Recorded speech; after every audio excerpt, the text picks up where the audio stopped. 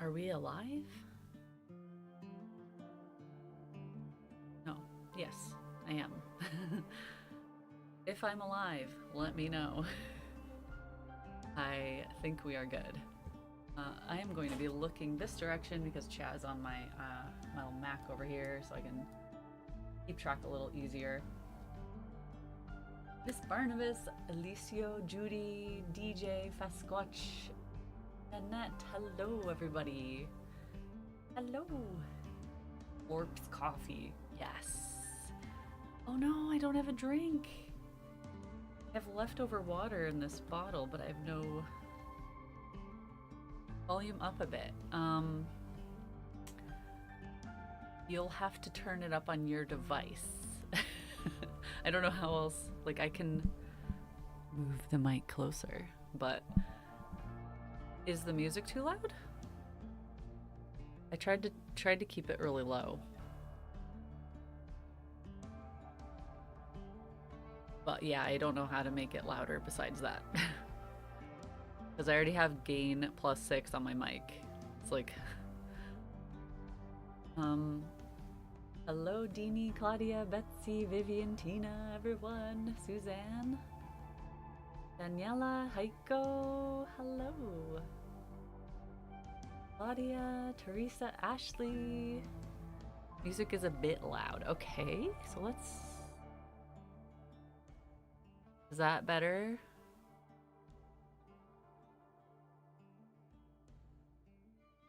It's really tricky to get the right balance. But yeah, when I'm like painting and doing stuff, I'll try to keep the mic close to me. So quickly, before we jump in, hello. And if you're watching in the future, I will put like chapter markers in case you want to jump to different sections of the stream. And otherwise, because I don't know exactly how it's going to go, I'll have to do that when I'm done.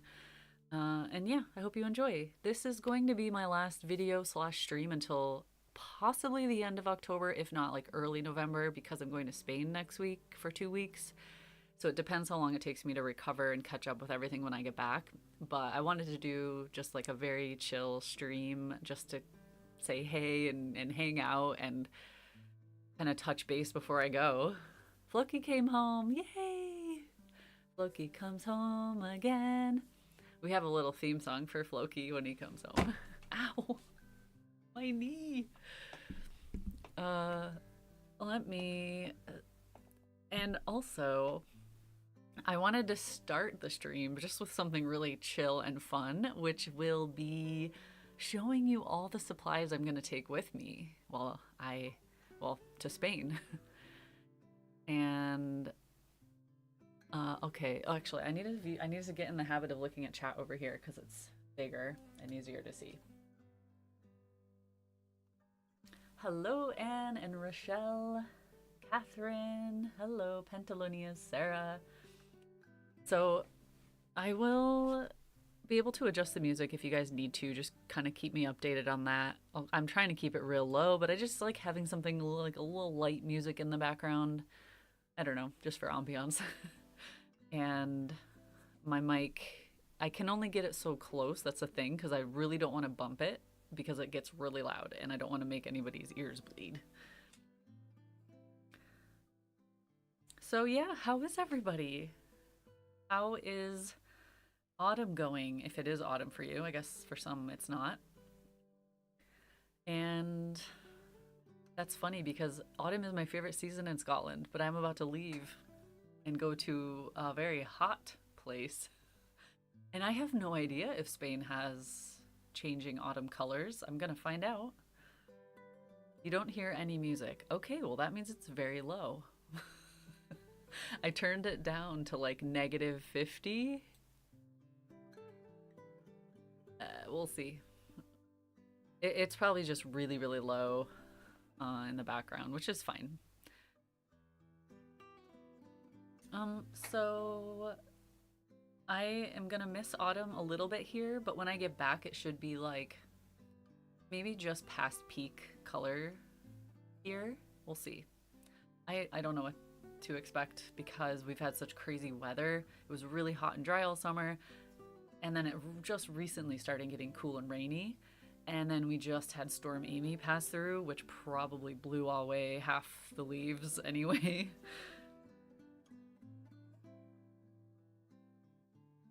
You'd like to stay in Germany for autumn colors. Oh, is it really nice there? There's Spain has seasons, just not so pronounced. That's kind of what I was thinking.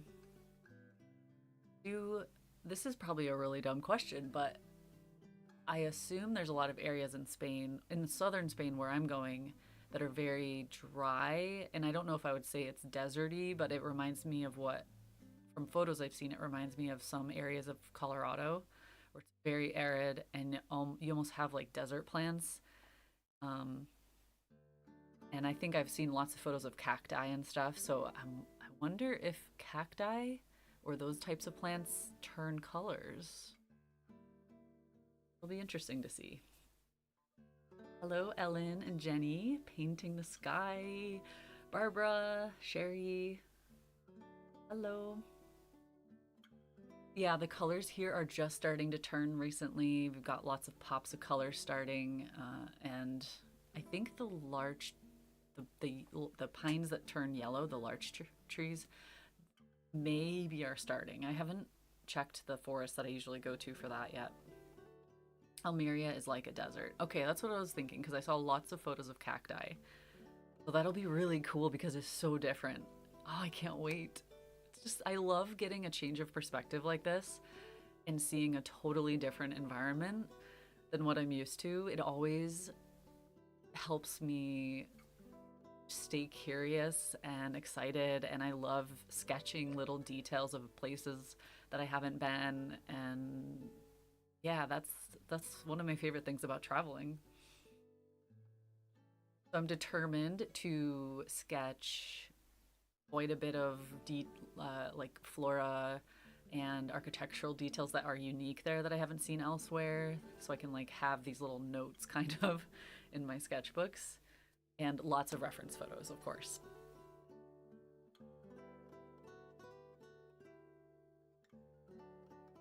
Yeah, you're not just feeling it quite yet. Maybe soon.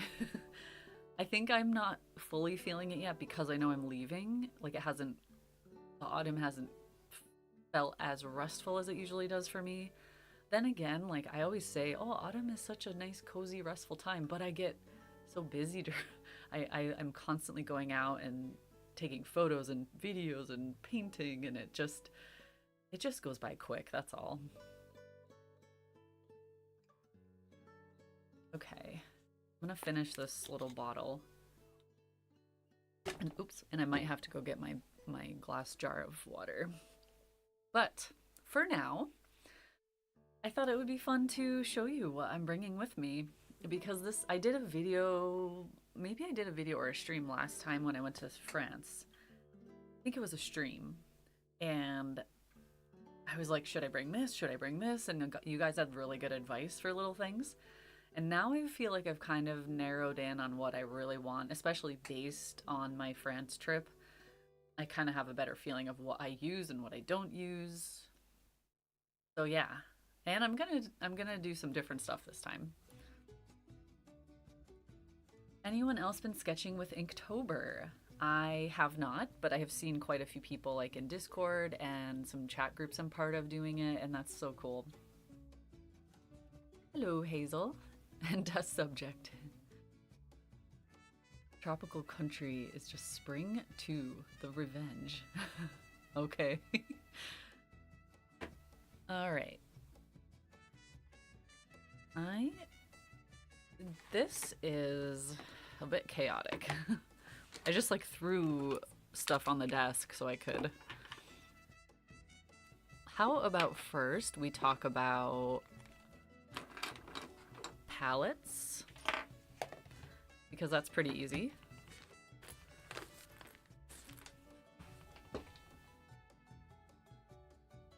Oh wait, first we'll talk about the bag.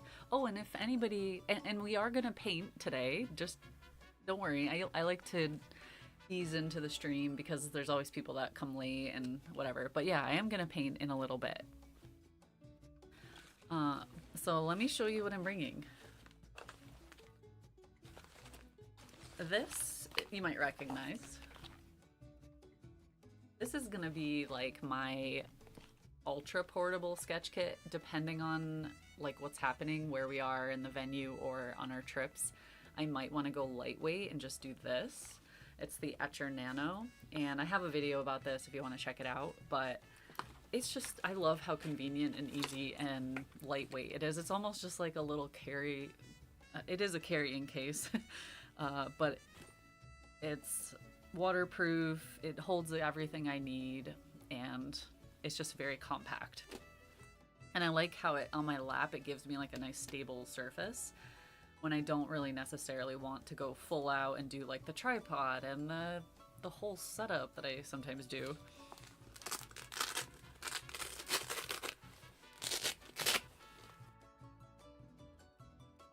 So, I do have lots of portable painters because, as some of you know, I am a brand ambassador, and I've been using them for years and years and years. I love them. And actually, you can get a discount if you want, if you use my discount code. Hey. Oh wait, was that Floki? Floki just like stomped by the door, stomped by the room. So these are the palettes I'm bringing. I might also bring my other micro with gouache in it, we'll see. But I already have this one. Well, this is my gouache one. So you've seen this in a lot of videos.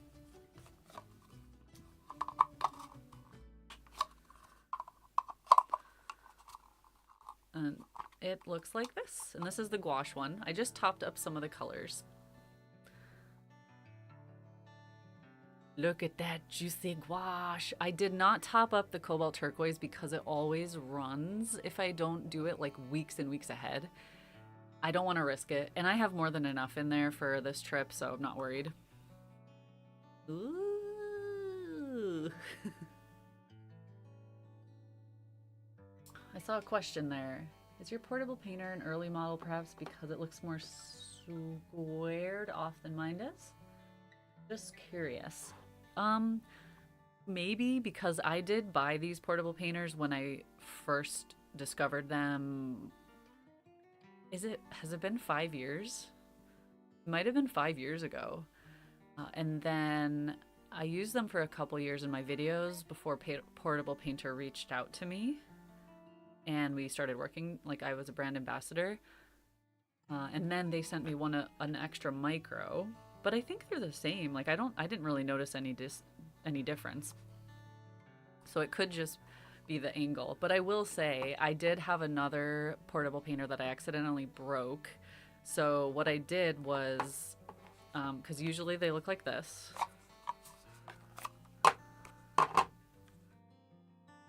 Usually they look like this, and you have one side with more compartments, which I like for watercolor. That's fine. I do prefer bigger sections, but what I did was I took this side off and I put this side on this one. I hope that makes sense. Like I reused this from the broken one for my gouache one because for gouache especially, I need bigger mixing space. So it is not perfect. Like you can see how it doesn't, like there's a weird shaped gap in this one. It's because it's not meant to be like that. But it works. It's fine. I just have to be a little careful so I don't like overbend it. But yeah, I just need bigger mixing space for gouache. So these are the palettes, and I have a whole post about what colors I use, and on my supply page I list out all the color names. And these are the watercolors. I think what I might do is make a little swatch sheet for this one today because I don't know where that went. I had one at one point. And for this one I just slide it like that, and that can go under. So this stays flat. Sometimes I'll do half and half, and I'll glue like half the swatch sheet on that side and half on that side. Yeah, it just depends. And then that reminds me which way is up. Which is actually more important for gouache if I'm keeping it really wet. Like it's better to just keep it upright. So this is my little mini watercolor one, which I've used a lot lately. And I have another one that's gouache somewhere. It's just, it just totally depends on the mood. I always get questions about, why do you have more than one? Why do you have like 3 different ones? What do you use? When do you use it? And it is completely based on my mood in that moment and how easy do I want? How much space do I have? And all of these things. I was going to mention, if anybody has any questions, tag my name and it highlights it for me because I sometimes miss things. Can I buy empty pans to fit in the portable painter? You have to use portable painter pans because they're a little bit smaller size for these ones. Well, okay, so here's the thing. I don't use pans in my gouache one because I just wanted to fill that with the maximum amount of gouache that I could. And I found that when I was using pans, it was just way too messy because this is a messy palette. There's no way around it. And it was just way easier to fill it with the color. But you can put half pans in there, except they're slightly smaller than the typical half pan. So Portable Painter sells specific ones for this. I do think there is maybe something out there that could fit, but I have no idea. So the Portable Painter ones are what I've used. But in this one, you can fit regular, any kind of brand will fit in this. The only thing is Portable Painter made these expansion packs where you can actually get more colors in here. So if you do normal half pans, you can fit 6 colors in here. If you want more than that, then you could do this thing. They make one that's even smaller than this. There's like 4 in this little section. It's a bit too small for me, but this is perfect, especially when I'm just using my little travel brushes and I want to keep it really compact. So there's Portable Painter expansion pans from their website, and I think also Jackson's, I'm not sure, which allows you to get more colors in. So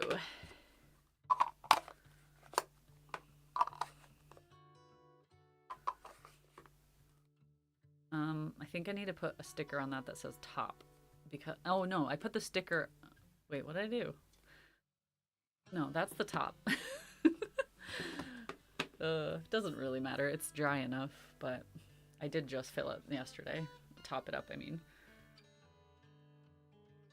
And hello, if anyone is just coming in, I'm just doing a little run through of the materials I'm bringing with me to Spain just for fun until more people come in, and then we'll paint. That's quite an obvious divot in the turquoise. I know, I like that color, but it takes me a while to use it because it's so strong and it's so opaque that it just, you don't need a ton of it. So those are the palettes. I'm also bringing a few tubes of wet gouache in my check-in bag because I decided I'm actually going to check a bag, which that's the first time, this will be the first time in years that I've checked a bag, so I'm a little nervous. But I'm only putting stuff in the checked bag that I don't absolutely need. Like, the stuff I absolutely need is coming with me as a carry-on. So yeah, anyway, I'm going to bring a few tubes of wet gouache because I do like to do a little demo of that separately. It's just good to have when we drew and stuff, so. But let's jump into brushes, maybe? I don't know. So this bag holds a lot of stuff, and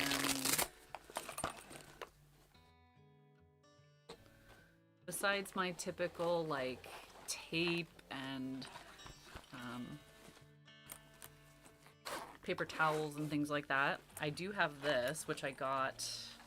This is a collapsible water container from Jerry's Artorama, but I got this for free at the Adirondack painting event I went to. It's such a cool freebie. I love it. So I'm definitely bringing that. And then when you open it up, this is what we have going on. Here, let's move this.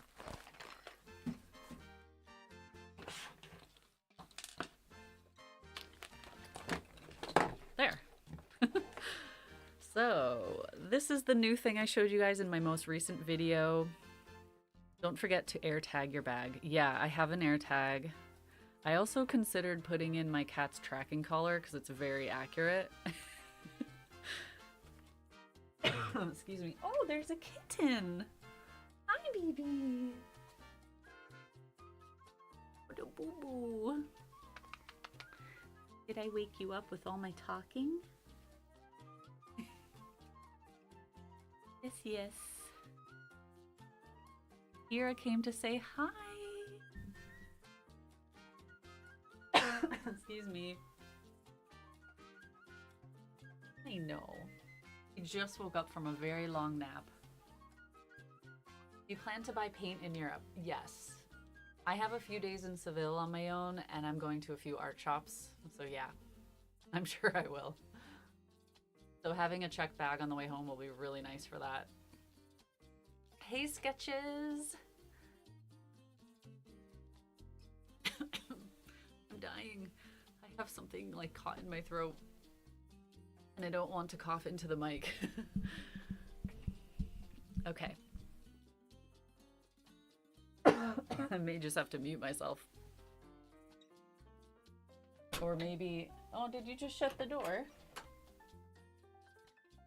Yep. Okay, I'm gonna BRB. Because I keep coughing, I'm gonna go get a refill of my water. I'll be right back.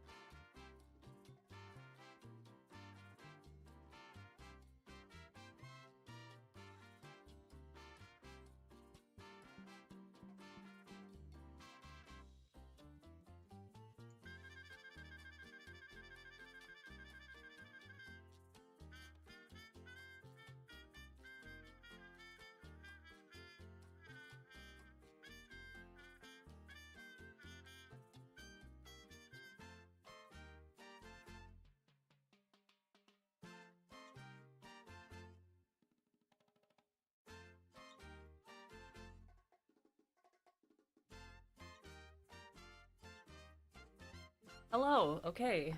I have a lozenge. And they're very sticky. I think because they're very old, so now it's all over my hand. Oh, we have backups. Thank you. I don't know why, like suddenly I just had death cough. Like I'm not sick. No other symptoms, just out of the blue. I think it's because I'm suddenly talking so much.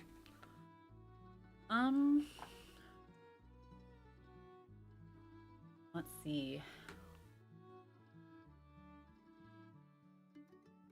How is everyone doing today? How are you, Sketches?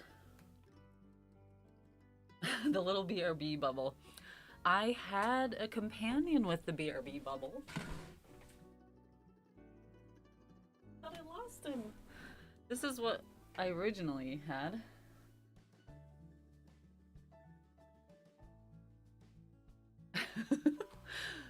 I don't know. I just made some random stickers. But I like the idea of the, like, the pen. BRB. Or the pencil thinking BRB. Okay. Yeah, Sarah. Okay. Ask you here in chat, is audio okay for you? I mean, Sarah's voice, I have the speakers at top volume.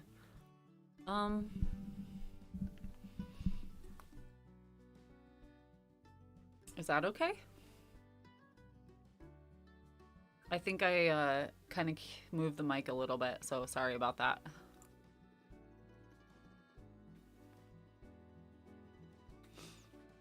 Okay, we've got, this is the thing I talked about in, it's a bit low for everyone. Okay, 1 second. Let me try this. Filters.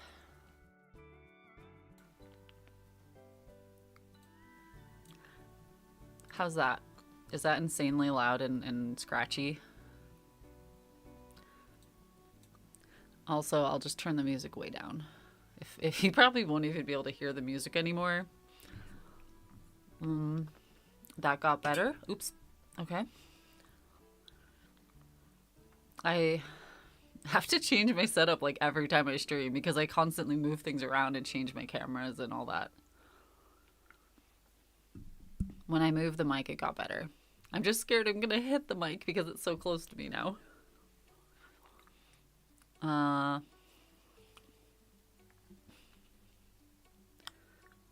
Music is fine. Yeah, I want to make sure it's really low. Okay, we'll just keep going then. So for third time's a charm, this is the little board that I talked about in my most recent video. So if you want to check that out, I've got all the information in there. That's going to be fun. And that goes with like my smaller sketchbooks, which I'll show you in a second. And then we have what I think is my most used stuff with this. These are my most used like utensils, I would say, right now. And I say that because I am always changing them and trying different things. And I also am not bringing like my ink brush that I got in France that I love. I do use that a lot. But these are the things that I'm excited to bring this time. And it's pretty obvious, I guess. This might be one of the weirder things you don't recognize. This is an ink brush, but it's only like half full, and it's not waterproof, so I can use it and I can use water and kind of dilute it and play with it, which is really fun. This is my new baby, and I say baby because look how small it is. Look how cute. I love it. It actually fits really well in my hand, and I can just toss it in my pocket if I want with a little sketchbook. This is like the usual, my favorite pen. It's the 55-degree nib, so it's got that bent nib you can kind of see there, and that has really thick lines as well as really thin lines. And this is the color that I'm using, so it's like a kind of a burgundy maybe, but it dilutes down to a very dusty rose. A water brush. Actually, I have a few water brushes. I'm just gonna bring them because I don't know. You never know, right? You never know. These are the dual tip markers by Tombow, which I love. And I have a warm gray color. And then I have one blue pen because I love blue. And then I have my waterproof Preppy, Platinum Preppy. And this has the carbon platinum ink, so it is waterproof. So this is what I would use. And also this one I would use when I want to do like ink and watercolor. Definitely want a Posca. I always have one of those with me. And this is just a fun pencil. It's like, what color is this? Venetian red. I always like to have just something fun. Just once in a while I want something different. So this is a fun color to sketch with, and it just kind of disappears under a painting. So if I want it to disappear, I can make it disappear. Normal pencil, and then a water-soluble pencil. So that's it. that's like, I'm trying to keep it so simple. And it's really difficult because I can bring more, right? Of course. I'm gonna try not to add anything last minute like I did last time, but it's sometimes my like last minute packing brain is like, you need it. Ah, I can't. Okay. Oh, actually, I'm also bringing this, and I actually forgot these when I went to France, I think. This is waterproof ink, and it's a purple that I made, which I love. And I'm bringing an orange and a kind of a brighter saturated purple. So these two combined are what I put into this pen. It's like a nice burgundy color, and I really, really like it. Or I can just use like raw of one of these if I want to. Like if I run out in these two, I'll just use one of these. The cool thing is with this one is it's got a big enough opening where I can actually paint with this if I want to, which is kind of fun sometimes. Because I mixed blue and purple ink in this one, it's just a really deep amethyst purple, and it's so pretty to paint with for shadows and stuff especially. So, those are my inks. I am bringing my travel brushes, and this is the second edition, which I am releasing with Craftamo like very early November, I think. We kept having to push it back, and now with my Spain trip, I had just had to push it back because I didn't want to rush it. So yeah, I have these are my prototypes, so they're not, so the final ones will have like the labels and stuff on them, but I just like having a set of travel brushes, and they're really convenient, so that'll be good. But I'm also bringing this. So this little setup is what I can take with me when I'm being very portable. Now let's move on to what I have when I don't care about being portable. So I am bringing all of this, and at any time I can take pieces out and I can add pieces in, which is really fun. By the way, the second edition travel brushes, this is the pouch from the first edition, which the second edition is coming with a different design, a different pouch, and a different cover on the box. And also these look slightly different. There's like a kind of a brass color here, and they are nickel free because I guess that's a thing. People told me they wanted nickel free, so we made it happen. And yeah, just sign up for either my newsletter or the like notify me on the last travel brush page with that Craftamo did with me, because then you'll know like as soon as they go live. And I will definitely do like a launch party on my YouTube channel, so if you really want them, just kind of keep an eye out for that. Okay, so when I do my big setup, which isn't even that big, like, but these are the things I'm gonna bring and most likely use at the venue that we're staying at, because it's just super easy. Like I can just have everything in the painting room, and then if we go outside and paint, I can just grab whatever I need. So I'm bringing a big set of brushes, and I don't know, you probably recognize these. There's a couple silver black velvets, which I love, and I bring these specifically because I want to show people like the difference in different types of brushes, because these are different hairs than the other ones. I actually got these ones for free at the Adirondack painting event, and at the end of the event they had a bunch of extras, so they're like giving them out, and I was like, yes please, because I love this brush. It's a Princeton Velvet Touch Long Round. So pretty and wonderful.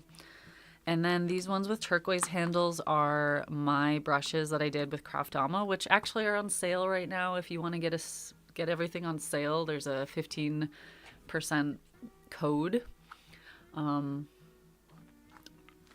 And then I have one big one, which is just for fun, for like, just like big juicy washes and stuff like that for bigger paintings. But usually I'm painting like that size or smaller because we're just doing so much. But for bigger stuff, this one is so much fun. And this is the Aquafine Dollar Roundy, and it's a 3/4 inch. But you can see like this one is kind of floppy. It gets really wide at the top.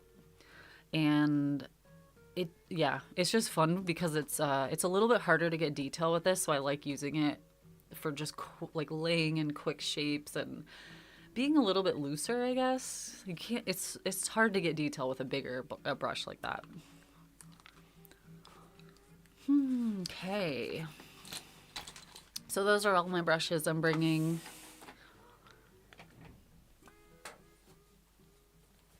And then this isn't exactly related to palettes or anything, but it is my pochade box, which I have shown this in lots of my videos. Also, thank you to mods and everyone helping with all the links and all of the commands and everything. This is my pochade box that you've probably seen in my videos. Oops. So it has sides that I can add to it. Paper goes there. It can expand to a bigger size if I need it to, but it's just so portable and easy, and I love how rugged it is. That's one of the side panels. And I like to keep it in a packing cube because it just keeps the edges from catching on my other stuff in my bag. It keeps it all compact, and I can just like reach in, and I know if I grab this handle, this is my pochade box, and I just can pull it out real quick. Although I do have this one too. And this one is more for all the little stuff. So I have lots of extra paper towels, and I have a few sponges that I'm gonna bring. This is the water dish, which collapses, so that's super convenient, and I can just hang that off the side of my pochade box, which is awesome. A couple things of tape. This is a bottle. I pour my dirty water into this one, and it's kind of flat, so it just like slides in there really easy, or in my backpack. So that's just for dirty, used water after I paint. Unless I see a drain nearby, and then I can use that. And a couple sketchbooks that fit in there. So this is my my scribble sketchbook, and I have a few of these, but it's just for like preliminary ideas or testing materials or warming up. Excuse me, like when I first get to a location and I'm like, oh, this is so beautiful, I'm overwhelmed, what do I do? I'll just like do a random scribble or try out with different brushes and pens and see which one I want to use there, because sometimes I can't make up my mind when I first arrive. And then or I can also test different compositions as a little sketch in this, and then I can switch to like a bigger pad of paper or one of my sketchbooks. So this is the little Strathmore that I love, the travel journals, and this paper is so wonderful to paint on and also to draw on, honestly. Like this is one of the first times I've done a little map of the location I went to, but since this is the one I used in France, I really want to continue it with my Spain workshop. So it's kind of like my little workshop sketchbook. And then this is the one you've seen a lot, I think, or in previous videos, where I actually took this one to the Adirondack painting event, and it was awesome. It was the perfect size. Like I could even fit this in my rain jacket pocket. So it's just, I love this one. It's one of my favorites now. It's the Hanamula small square, and it's gray paper. So it's not even like super amazing 100% cotton paper or anything. It's gray, but it actually holds water really, really well. So I think those are going to be my baby sketchbooks. And oh my god, that scared me. I can't actually fully decide, but I think I'm bringing this one for my bigger sketchbook. I did just open this one, so I only have like 2 pages in here, but it's the, what is it?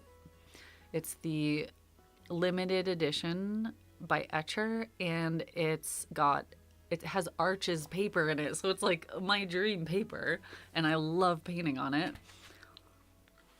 I don't know, we'll see. I think I will bring it. And it's actually really light for a hardcover sketchbook. It doesn't feel that cumbersome, so it should work out fine. I also have this, which is a little seat. And look how small it gets. So as like a backup, if I need it, I can sit on this. Sometimes when you're in a city, you find a nice bench, but it's covered in bird poo, so you're like, oh. And then in this, you don't care because you're sitting on something like this. And then for my pochade box, I have to have a tripod, so I have my really lightweight one. And it's this brand, carbon fiber, so it's super, super lightweight. Love this thing. It fits in my backpack. And I will have a backpack as like my bigger setup thing, just to make it easy. I don't know.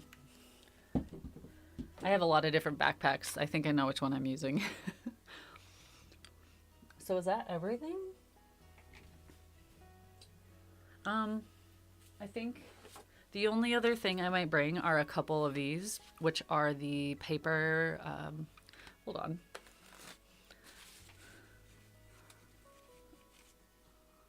Seems like the camera was blurry.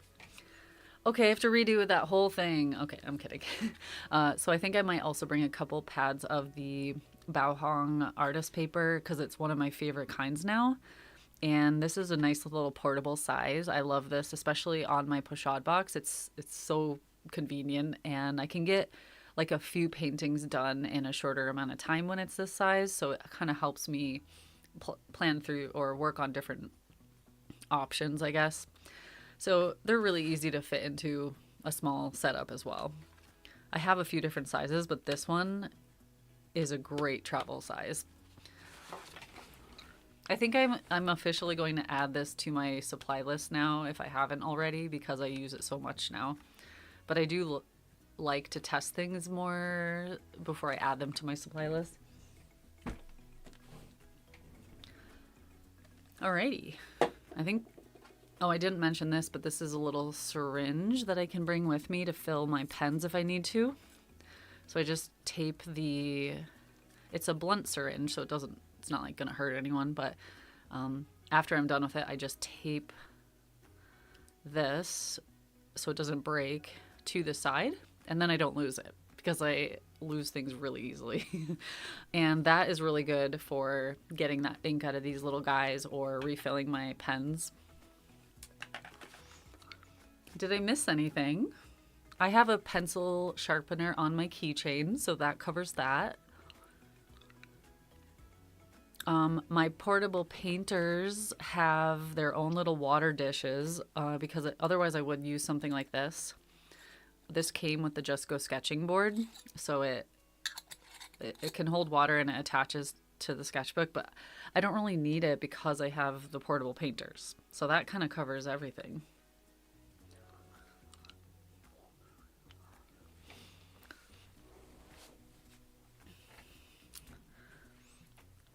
Okay. It's great paper. I like how resistant it is on the first washes. Are you talking about the Bao? The Bao is incredibly resilient. Like, I have scrubbed it. I have used it with so many layers and different tools, and it really, really handles everything well.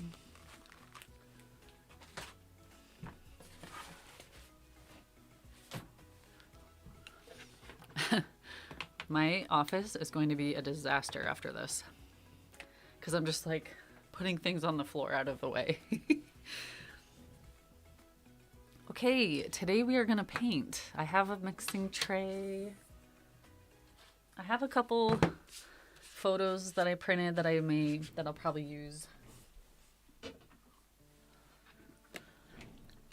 And I have my palette in here that I'm going to... I think I already have colors in here from like 2 weeks ago or maybe a week ago. Oh, good. It's still fine. I probably had a bit too much water in here because it kind of makes this condensation on the top. But it's fine. It's not too runny or anything. If you like keep too much water in the Stay Wet palette, this can just become a puddle. But it's actually it's doing well.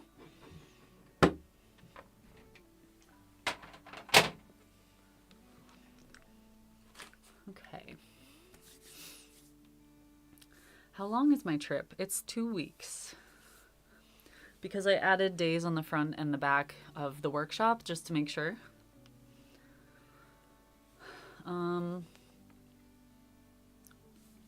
Because it's a painting workshop, like I like to have a bit more supplies than I think I'll need. Actually, I want to bring not my toothbrush, but the toothbrush that I use when I like splatter with this and stuff. I got some gouache on there. So yeah, there's little bits that I'm just realizing, like, don't forget that.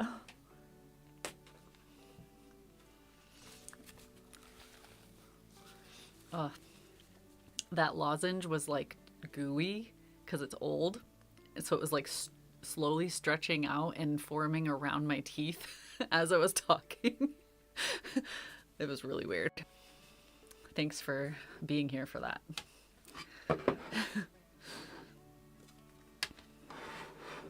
I think I'm gonna use my little bao hong baby. It's your first time with a live. Awesome. Well, it's pretty chill. You're more than welcome to paint with me, sketch just work on whatever you feel like working on. It's nice to have company, I think. Okay, the second I saw this one, I was just like, yeah, I should paint that. These are just like some of the leftover prints that I had from, I think I've shown this. Yeah, I have a whole video about this, how I print out little pictures and then stick them into my sketchbook and paint next to them. And they're there to just quickly inspire me so I don't have to think about what I'm going to paint. And they also are great to have as reference in the future if I want to go back and paint the same thing and to see how I translated an image to a painting at that time, because it changes throughout the years.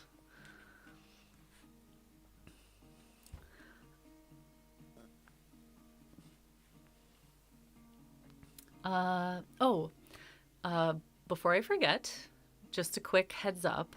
There's probably been information in the chat about this. The gouache subscription boxes are on sale right now. There's 2 different ways you can save depending on what you want. So I'm sure I saw that in the chat already. And my brushes are on sale, 15% off. So because Craft Alma's doing a site-wide sale, you can get there's options basically. But the gouache subscription boxes are on sale, which is, I think, the first time since we launched them, which is exciting. So if you've been wanting to try it or waiting to join or whatever, if you want to try gouache, it's definitely an awesome way because it's like a very thorough program of learning gouache because I made it that way. And you get all the supplies delivered to you, which is awesome. Okay, so I should probably do a little sketch first, I guess.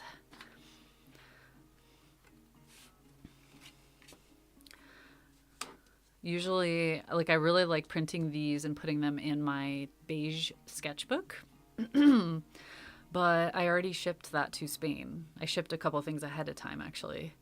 Supplies and stuff, and I included that because I had a little extra space along with like a big pad of paper for everyone else to use if they want, but I I was looking for my beige sketchbook and I'm like, oh gosh, did I lose it again? Because I randomly lose sketchbooks around the house. And then I remembered it's there. So, anyways.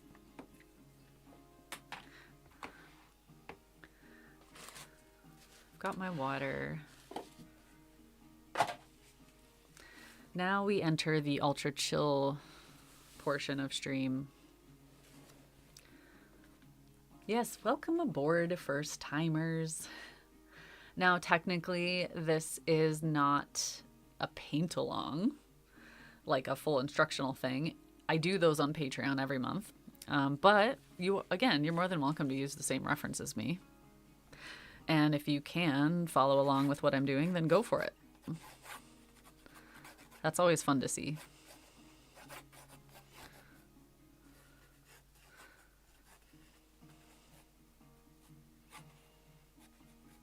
Who doesn't love a waterfall? Especially a mossy one.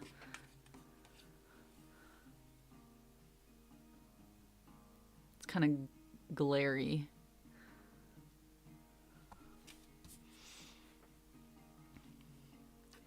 I definitely need to capture that mistiness for sure.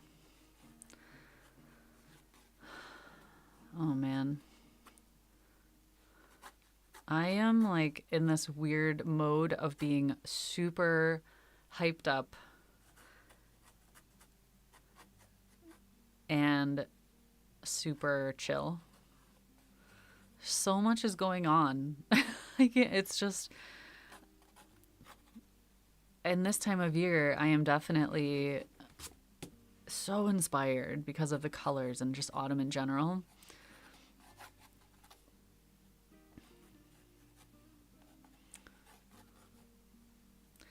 You know, this actually would be a great painting to do on black paper because a lot of it is dark. Yes, you have the white waterfall and the white mist and all that, but it's like, overall, it's got that dark foresty, mossy vibe.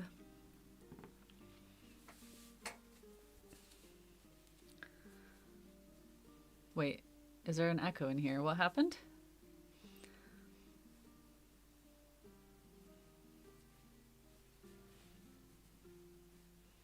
If there will ever be an option to do the tutorial videos only, I mean, never say never, but as of now, they're only available on the boxes. And that's all I can tell you. I don't know. Like, way down the road, if we ever stop doing the boxes and like they're completely discontinued, even a year after that, I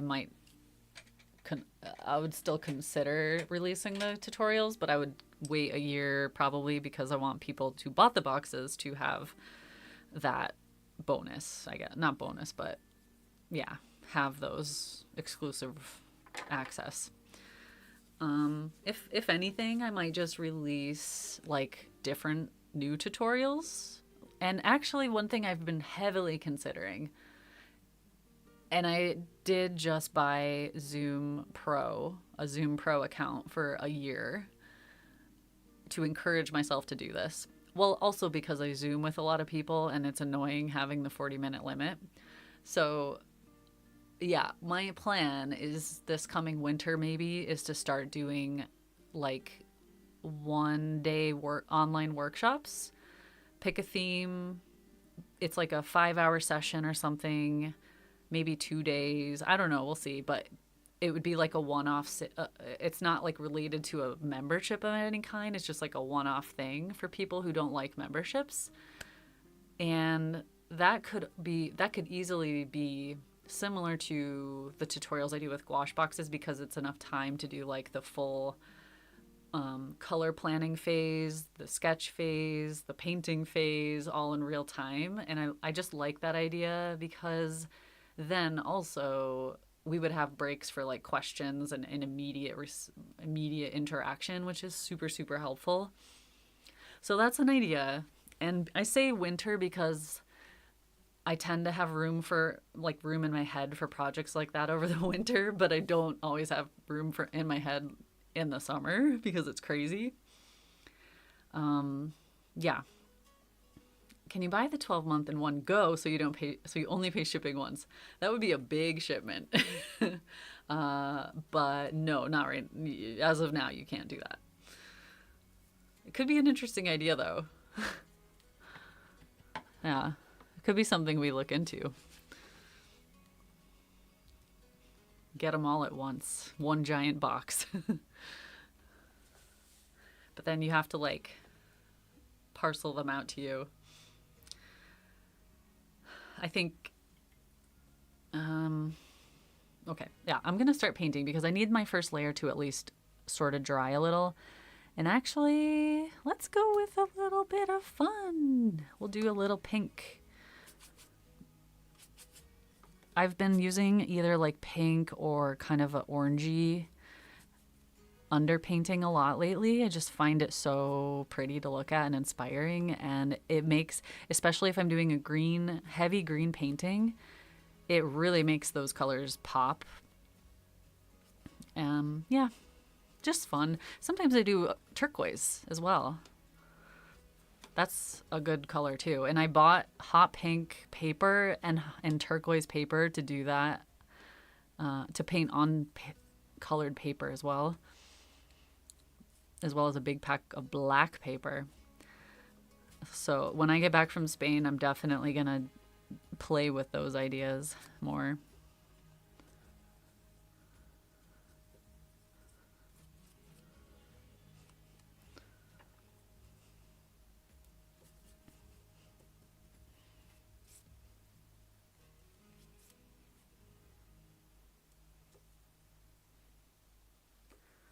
I'm using gouache, by the way. I think it would be fun to do a workshop that's like completely dedicated to diluted gouache and stuff that I do all the time, but I don't always do. I do this outside all the time, but I don't always do this in my studio.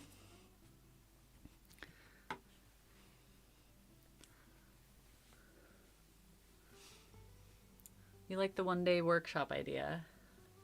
I have done one or two of those with other artists, and I just love them because they're manageable. You can like schedule a day, be at home, join the chat, paint along, and then move on with life. You know, it's not as much dedication. And usually with that, you also get like the ability to replay it for X amount of time after. So you don't actually have, like, if you can't make it live for some reason, you can still watch it.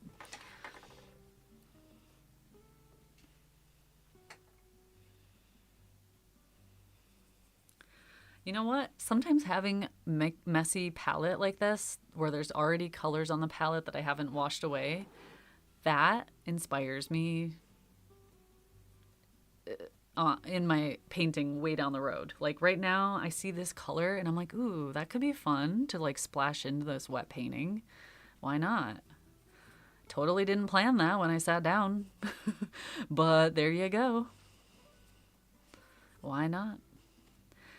This is with it, when I'm doing like wet gouache, a lot of times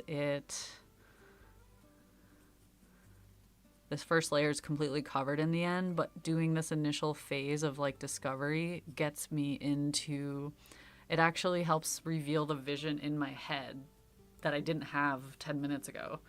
Does that make sense? I have a vision to an extent, but then sometimes it's way more vivid once I start splashing around and playing. And if I end up covering this up, whatever, that's fine. But at least then I have kind of started that flow of ideas.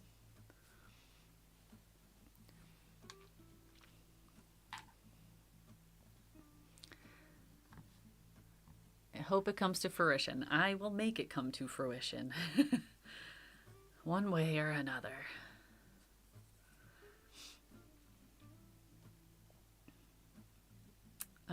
Did I miss a question? Travel brushes be back in stock? Yes.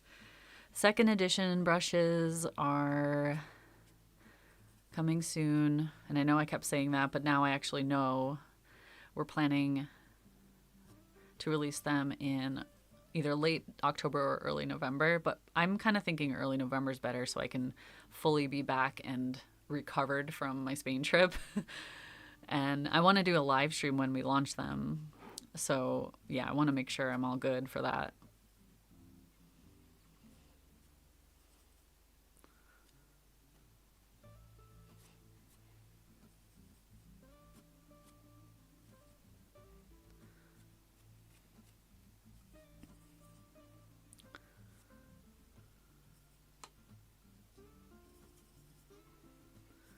Sometimes when I'm streaming, I kind of zone out while I'm talking. And then I chill for a second and I sit here and paint. And I'm like, wait, I'm pretty sure I was just talking for a while. What the heck did I just say? Like, please tell me it was coherent.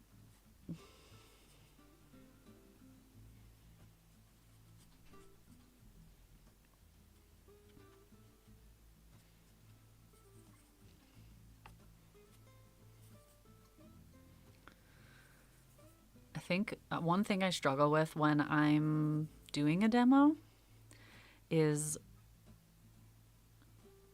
because I do so much discovery painting, as in I respond to a brushstroke that just happened a second ago.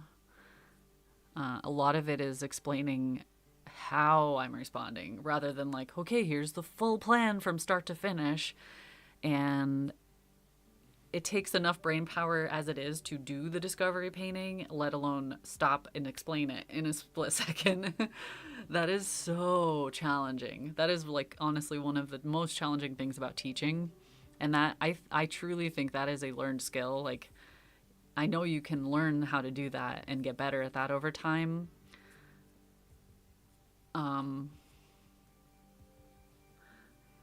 Yeah. Anyway. It happens while I'm streaming too, is what I meant to say. It's because I'm switching between the fully immersed creative make brushstroke mode to logistical read words and articulate thoughts mode.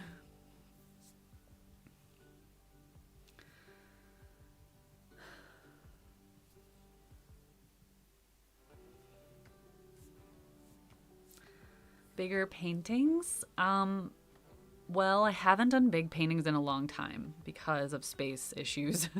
So I love acrylic. I love, love, love oil. It's been so long since I've been able to do oil because I really don't want like my cats to get into it.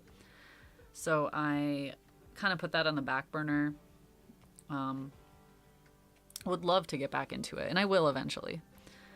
But yeah, I really like acrylic because it also can be very flowy and fluid, and I like using a palette knife so I can work really big and thick and quick with that. But I just love watercolor and gouache so much now that I'm not like opposed to doing bigger pieces. I would maybe do like 18 by 24 is kind of my max with gouache and watercolor right now. I've never really tried anything bigger, I don't think. It's possible, like, of course it is. You just need a lot of space for it. And upscaling your work is its own challenge too. I think it just really depends on how much space you have, how much, like, are you able to get a little messier in your space, or do you have to keep it really tidy? Because that obviously is a thing. Maybe you work out of your kitchen on your kitchen table. In that case, maybe a messier medium is definitely, that might be something to avoid. Wow, the music just got really loud for me. Yeah, I will. Fast Gouache.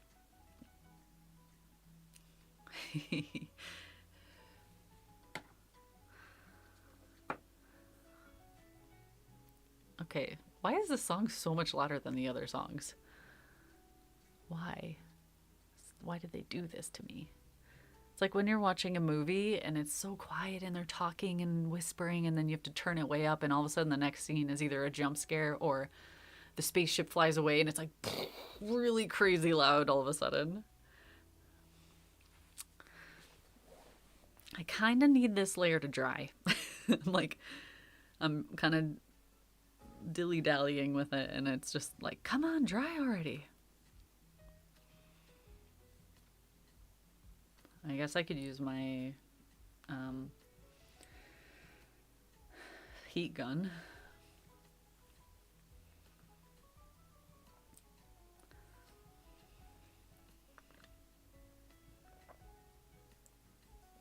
Hello, Wim.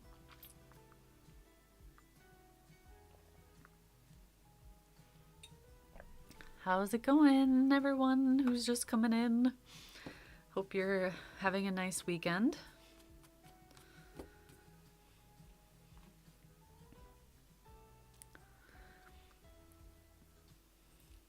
I want to use my filbert, I think, for some of the softer edges.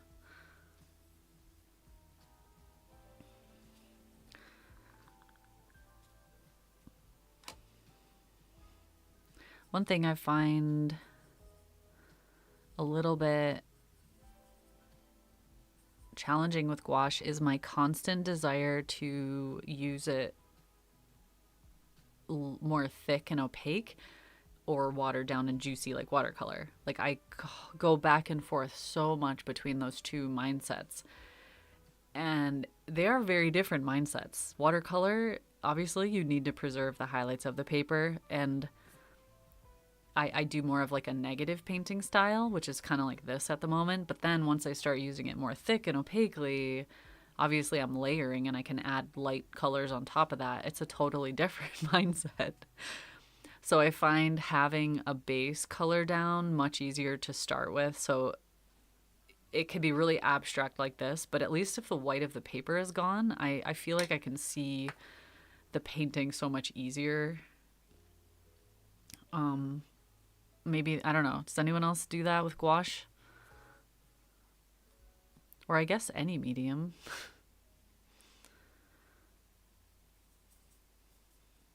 I really want to get better at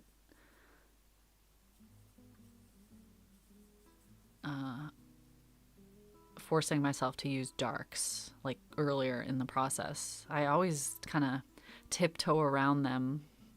I think that's why I really liked using that black paper, because it was just dark to start with.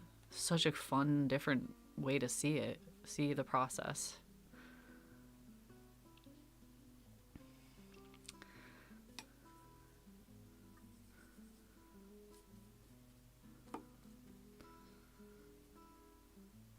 Now I'm gonna be squinting for a little while at this painting.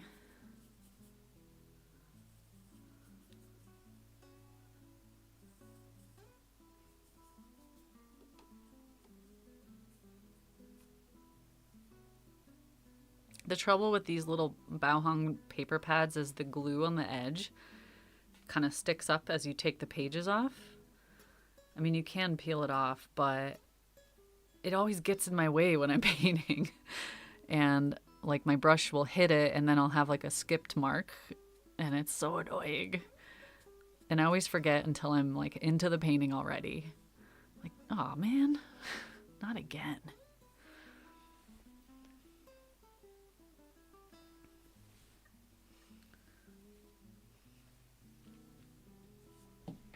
You do that in digital painting, really? That Bauhong glue.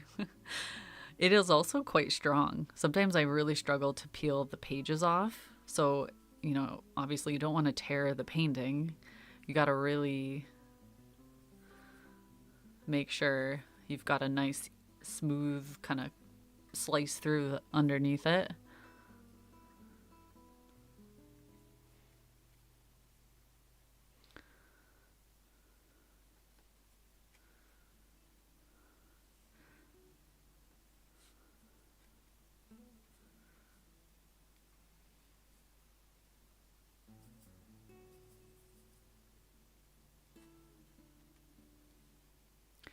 Brush is drying out. It's okay.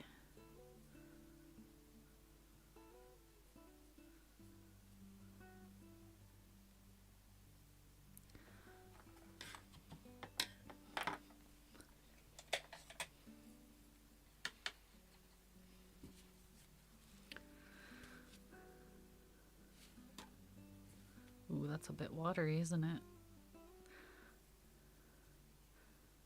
Yeah, the white that's already on here is a bit... It's not sticky enough. I'll let that brush dry out a little.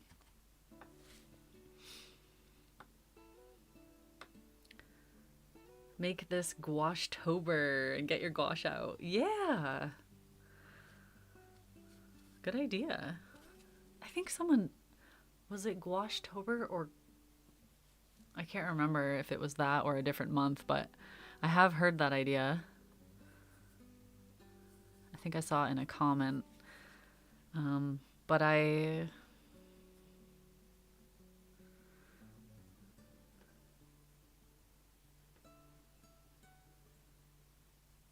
sorry, distracted by thinking.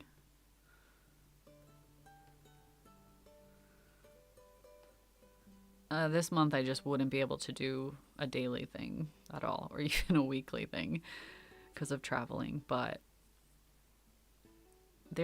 those challenges are really great for building momentum. And like when I do plein air bowl, gosh, I learned so much, and I grow so fast.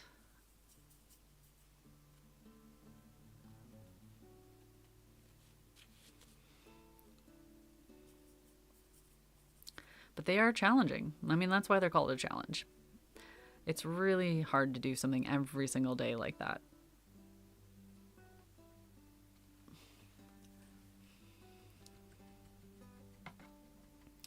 Very abstract-esque. Yeah, it is very abstract, yeah. Because right now I'm just doing the underpainting of the dark rocks that all the moss is growing on and the waterfalls are pouring down. So in order to paint the waterfalls, I kind of have to paint what's underneath here and there so that the water overlaps onto it rather than just being on top of the light color. I don't know if that made sense. But yeah, I always find it hard not to jump straight to the water or like the fun bits on top or the ferns or the mossy trees and all of that stuff. So I'm trying to squint through all those details and just see what is underneath everything. What is that? And most of it is just big, dark shapes. So it's kind of easy once you get into that mindset. I think this is actually not a waterfall right here. It's a ray of light hitting the mist. So that's a little confusing. So I think I need to just soften this all and blend it and make it, like if I want that ray of light, I can do that after.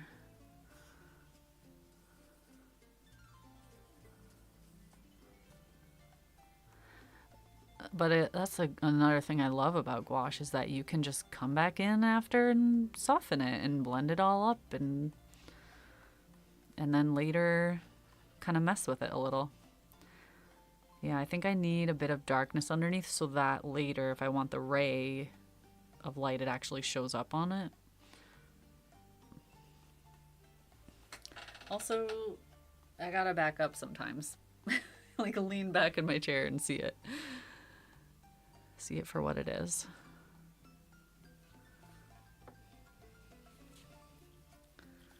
Yeah, it's got a lot of contrast, which is fun to play with.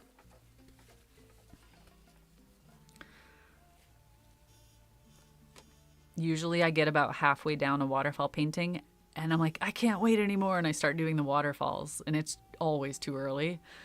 So now I'm being diligent and I'm just forcing myself to see. Although this is a bit weird because I have to paint the rocks underneath the waterfall here. And then I'll do the white on top of that. Then at the very end, I'll paint this log because I don't want, because gouache, like white gouache, will pick up what's underneath it really easily. If I do the log right now, right here, and then I do the white waterfall behind, to get like a nice smooth brush stroke, I need to just go straight down. And I can't do that if the log is there because then it'll drag that color. So I have to be patient. And I really don't want to be. I just want to do the white.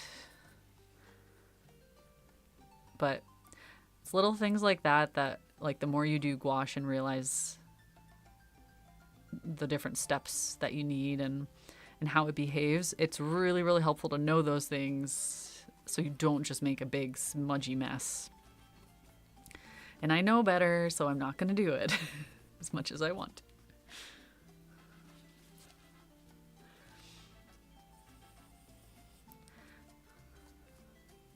Yeah, we can have the water fall over this dark stuff down here. That'll be fine. Let's just get the base in at least. I'll lean it down into like dark blue here. A little choppy waterfall on the left. Yeah, we're pretty much ready though for the next layer. There's gonna be some highlights there. So I want to make sure it's dark enough. Again, these like really dramatic lighting situations where you got dappled light, dark rock with bright green moss. If the rock isn't dark enough, the moss won't feel bright. So I think when I squint at it, that's when I can truly see if I have the pieces dark enough. Otherwise, I'm just being a chicken, you know? Which there's not really any reason to be. You can always cover it. Yeah, okay. That's maybe a bit of ground back here for it to pour down. Okay. Yeah, totally abstract chaos, isn't it? We'll see. We'll see what happens.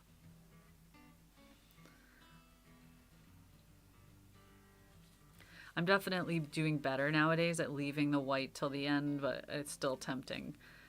And also, like, adding white to a mixture makes it... White takes over the color so fast. Let's just say that. So the longer you can go before you add the white, the better. It's so... Like, once you start adding the white to it, it's impossible to remove it. And I don't want it to go too light and too desaturated too quick. So making myself be patient in that sense.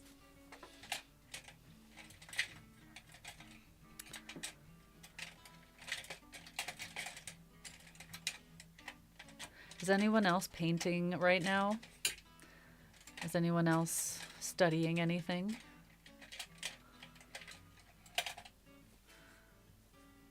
My brush.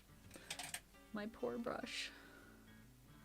Oh, Troop, are you still there?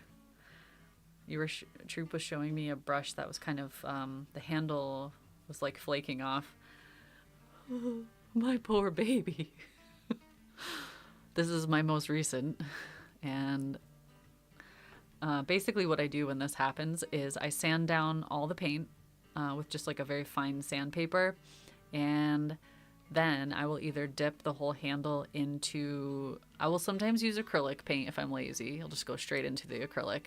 Or ideally what I do is seal it with like a thin layer of wood glue or sealer, and then I paint it, and then I varnish it. And it's a whole thing, but when I do that, like, that brush is indestructible for a long time at least. Like, I rarely have to redo it. I did have to redo this old one a lot, like 3 times, because I didn't take off as much of the lacquer as I could. This brush is like 8 years old, and it's cracked a lot. This whole handle is black nail polish, but it works pretty well. Like, It's fine. Except what I should have done is that's when I learned I actually need to peel off the rest of the stuff that's flaking. Otherwise, this happens. It's just worth it to get rid of it. So these are the lessons we learn.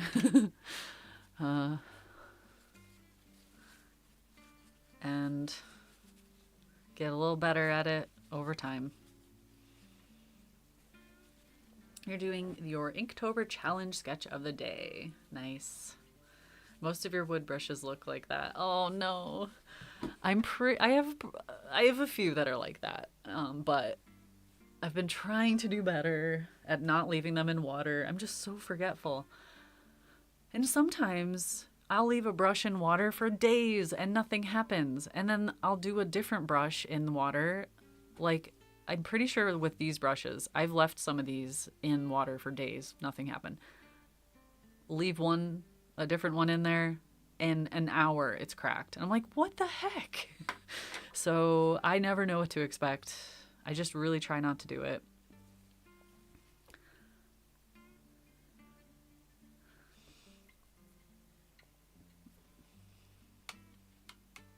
Painting, but not on watercolor paper. Modifying Art Toolkit palette with a permanent spacer. Oh. Oh, yes, I know exactly what you're talking about because mine had that too.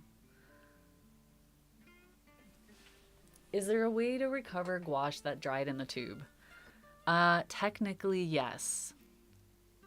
You can open up the tube, like cut it open, get all that dried gouache out, put it in a big container or pan of some kind, and add a little bit of water and maybe a drop or two of gum arabic, depends. Just go very sparingly with gum arabic. And grind it all up, mix it all up, and it'll become paste again. It'll become paint again, but you really have to like grind up all the chunks. But to me, that's the easiest way because if it's already really, really hard, you're never going to be able to mix it up again in the tube.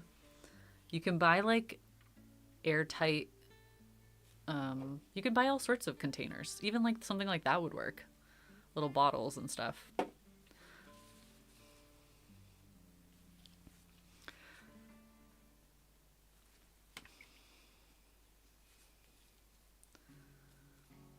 Hello, Ellen. Gouache is a medium you've not gotten into. Scares you because it moves again on the next layer.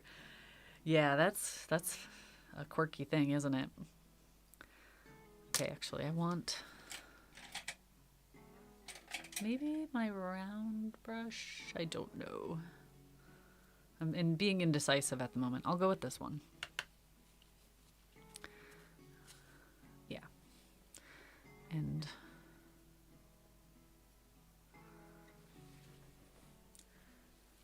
I forgot, I filled the art toolkit with gouache. Forgot what I'm supposed to add a drop of each to pan to prevent cracking. Shinhan gouache. I honestly, I personally would not add gouache to a folio type watercolor palette because it's so thin. And gouache definitely likes to crack when it's thin like that. So, try it if you want, but possibly a drop or two of gum arabic would help. The only problem is with gum arabic, you sometimes get to the point where it never dries or it remains very shiny and weird consistency. So it's got to be an experimental thing. Just accept that. And you might get it to work great, but just know that it's going to be a little bit of a test. But yeah, I personally would not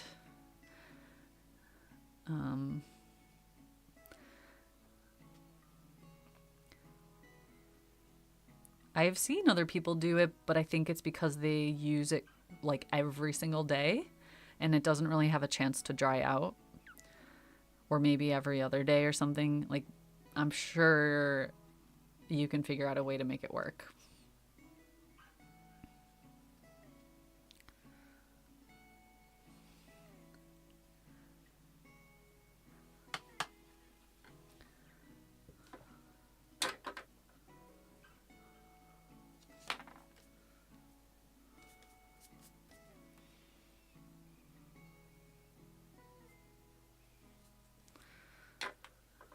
running out of brushes. I've got all my brushes going at once for some reason. Okay, I didn't give myself enough like dark bits to paint on top of there.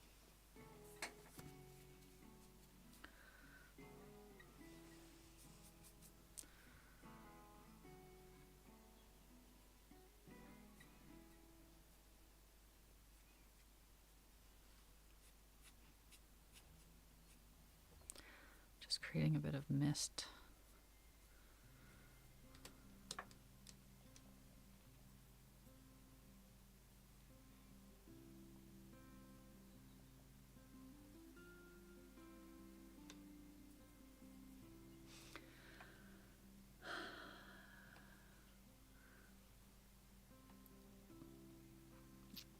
A little glass pot of jam or marmalade.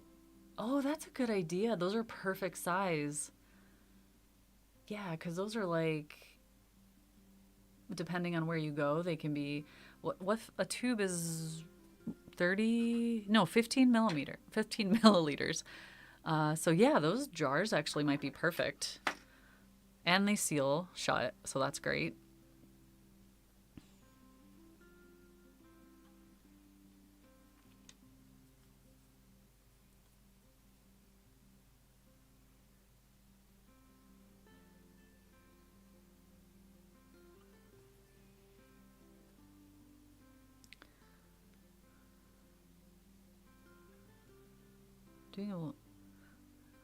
Testing something, testing an idea.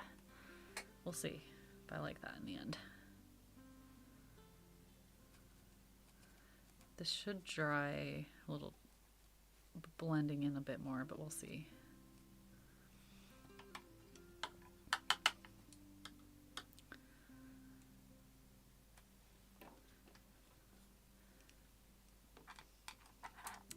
You could try different versions of gum arabic as well. Like you can, the easiest one I've tried is this, that comes in liquid form in a bottle, but they also sell it in powder form, and there's different brands. You can try, maybe one works a little bit better. You never know. But if you're just going for something easy, store-bought, the options are a little bit more limited.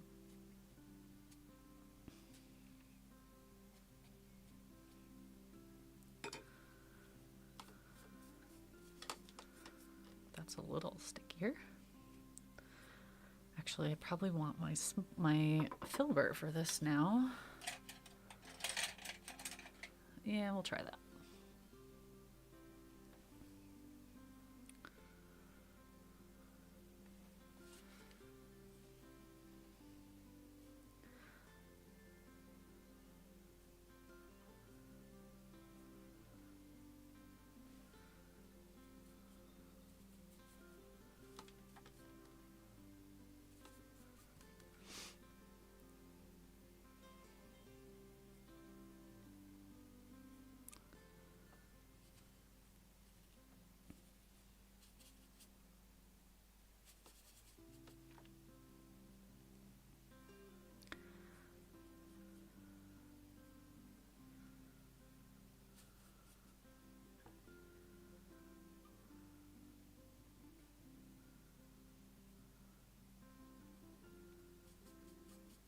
Hope I'm not heavy breathing into the mic.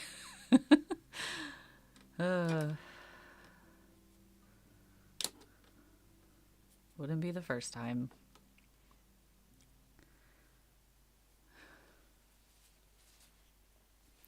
Went to Spain, very beautiful, very colorful. So excited to see, and the architecture, just to see the differences, because I'm sure it's very different to Scotland. I'm curious to see if the architecture is similar to anything I saw in France. But I guess it also depends what city you're in, and yeah, I know that's...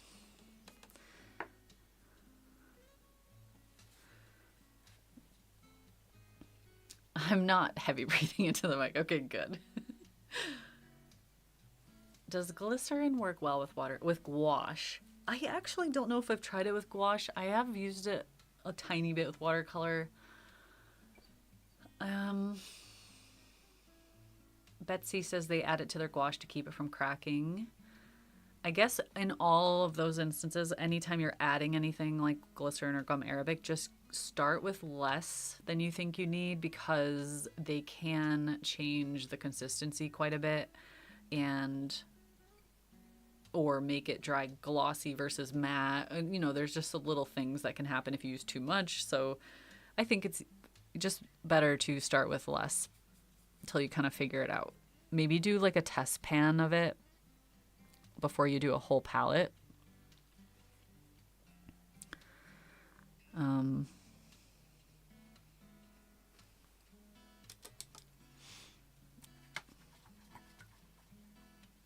Mix it well with the gouache in the pan. Yeah. So maybe that could be an option for the thinner pans. Definitely worth checking out. I just really like to go through colors pretty quick in my dried gouache palettes. So I mean, there are colors that last longer, but I'm always refilling.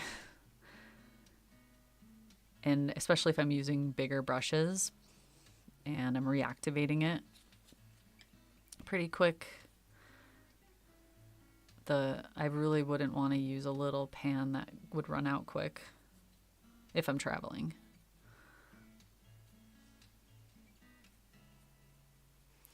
Yeah, okay. Definitely need more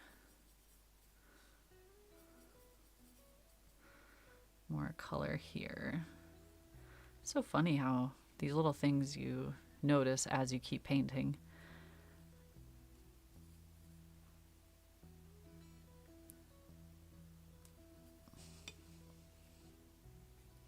You're like, oh, I completely forgot to add that rock, even though it's been there the whole time.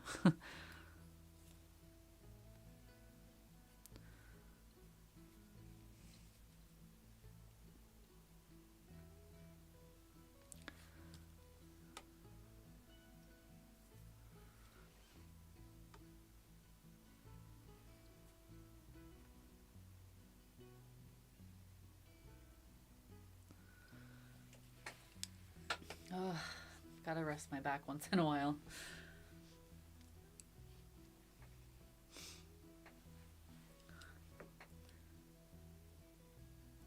You're in Basque Country. It's quite distinctive. You can see influences France and Spain. Oh, interesting.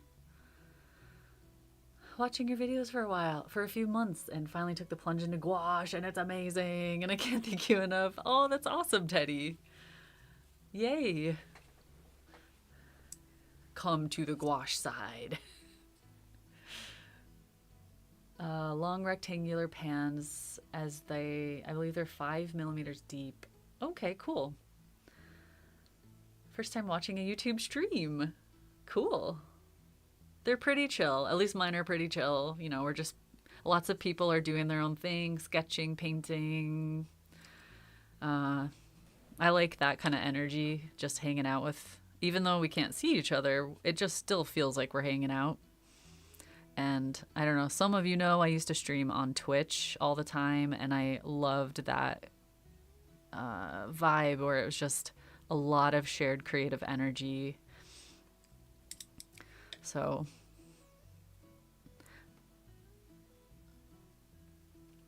I've been enjoying streaming more. I know it's not everyone's jam, but if it is your jam and you're here, it's a little bonus.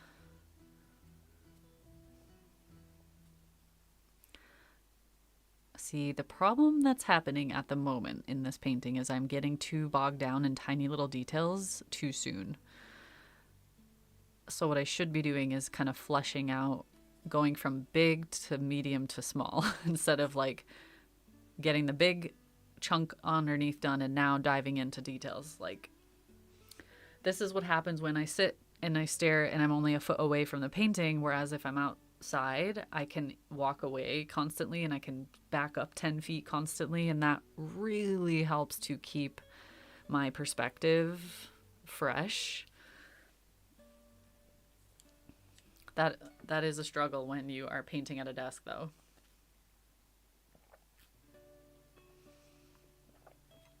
You're fond of watercolor and now gouache too. I've definitely seen a lot of people joining or like starting gouache in the last year or two, or at least, you know, people commenting and saying that they're trying it for the first time, and I love that because I truly think it's such a unique, quirky, fun medium, and I know it takes a while to get used to. I know that, and it can be maddening. I have those moments. But when you do have little breakthrough moments and kind of start figuring things out here and there, it's so fun. And also, I just love the look of it. So, and as a reminder, if you want to learn gouache with me, and do my gouache subscription boxes, they're on sale right now. So there's information in the chat about that, and in the description as well. And the brushes are on sale.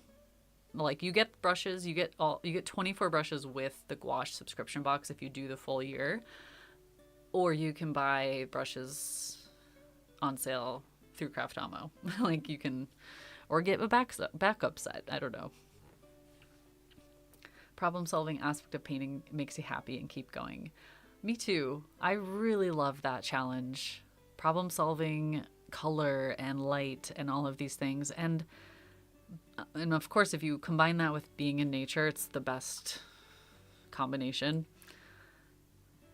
I just love that it keeps me curious, and it's never boring.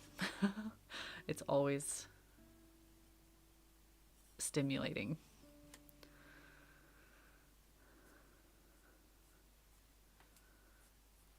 So if I wasn't streaming right now, I would put my brushes down and I would leave for the night.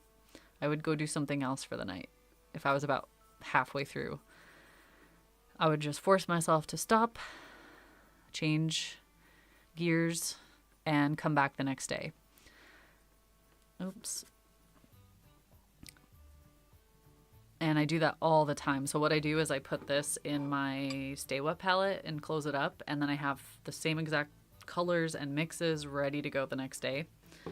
And then I look at it with completely fresh eyes, and it's so amazing how much you notice when you do that. It's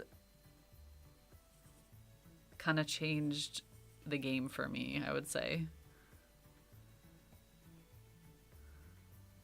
I definitely recommend it if you haven't really tried doing that, like breaking up your paintings. If you always finish them in one go, just give it a try and see if it helps you kind of see things you normally don't see, or maybe develop a little bit further than you would normally. I think because on YouTube, usually you're watching a painting from start to finish because of editing. It's so easy to think that everyone does paintings in one go, and it's always just like, voila, the painting. It's completely different in reality for a lot of people. Some people will take days or weeks or months or years to finish a painting. It doesn't have to be one session. But then on the other side, doing a short study session where you finish a painting from start to finish in like an hour, for instance, you are in sort of, you're not rushing. Well, yeah, sometimes you're rushing, but it's such a different mindset where you're making quick decisions and you have to live with those decisions. And then you look at it all in retrospect and realize what you learned and what you can apply to the next one. And that is incredibly valuable in its own way. So you don't, like doing both, I think is ideal because you learn different things in each mindset. Hey, Sarah. Breakfast in bed. Oh, you're saying you got a breakfast in bed table to sit on your desk. Okay, got it. That's a good idea, actually. I have one of those, I think, somewhere. And I sometimes paint standing up in my office, just like keeping my painting at arm's length, looking at it, kind of looking away or going do something else, come back, and that helps. Okay, I need to make some decisions about what's happening over here. Let's do some trees maybe.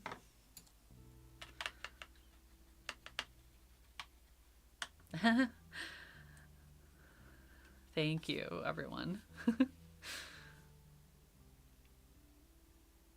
Actually, what might be a good idea is we've been painting for like an hour, I don't know, maybe.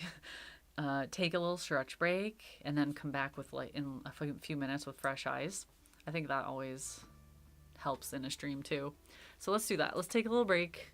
Even if you don't feel like you need it, just stretch or get water or whatever, refill. And we'll meet back in a minute.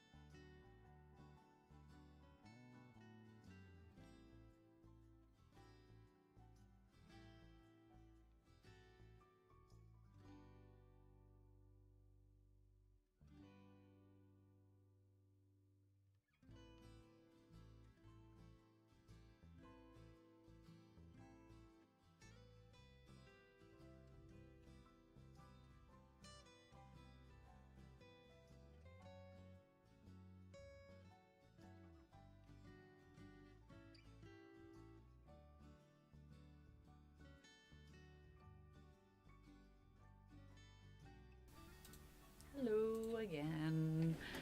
We made it. Oh, I just realized it's like spooky nighttime lighting in here. Okay. Talked about practical accessory, maybe seeing the nuances of a landscape, little red window. Yeah, those are great. It's just red acetate, so really easy. That's good for seeing values, quick breakdown of lights and darks in the landscape. Like it's really just kind of gets rid of all the extra detail and stuff. Just for quick figuring out composition, where are your brightest brights, your darkest darks, that kind of thing. Really love that for plein air. I think I am going to stand up and paint, which means we're gonna. Oh, We're gonna have a weird angle for a while, but that's okay. I don't even know if I'm in the frame half the time anyway. I can just see a bit better when I'm back up. I think because I've been doing so much plein air now, when I'm sitting close, I just can't see the same as I used to. I used to do way more paintings inside, and I didn't have as much trouble kind of seeing the bigger picture, I guess. But now I do this. I just sit there and squint at it, so I only see the bright areas and the dark areas and like a little bit of color, and kind of, it's more like basic color. And that just really helps. Whoa! What are you doing? What are you doing with that yellow? Actually, I like that. We'll just leave that there. I've got some moss over here. I am like, can you tell I'm dying to jump into the dry brush moss on these rocks? It's like, I should wait a minute and get the rest finalized, but I can't wait. I need it now in my life. I need the dry brush in my life.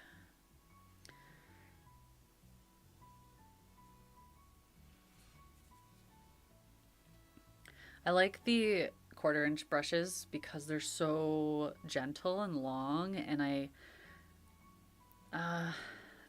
the way they kind of flex against the paper, for dry brush at least, absolutely ideal. I gave myself a little more rock to play with above the log because I thought I would like to see a bit more moss, but I'm not sure.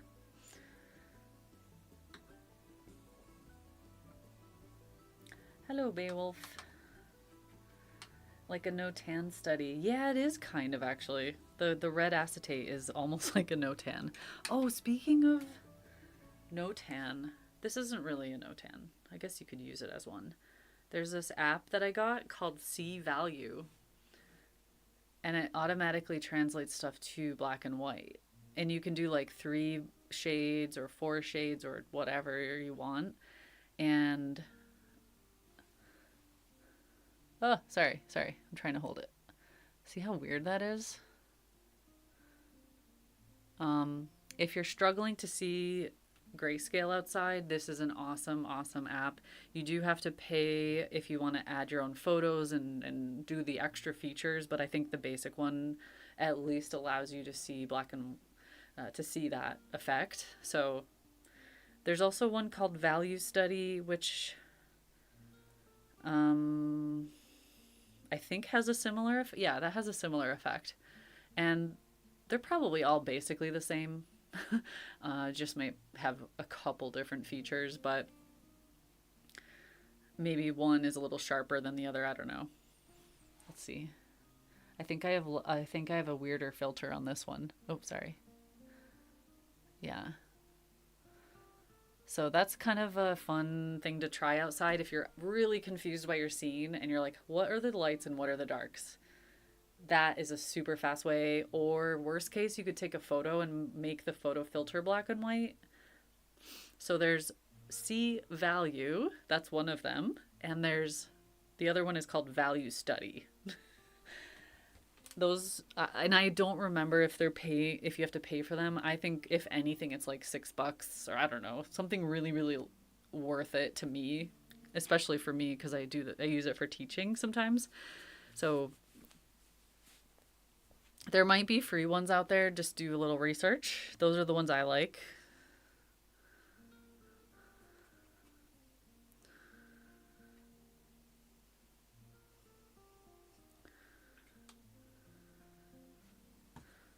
How did we get talking about this?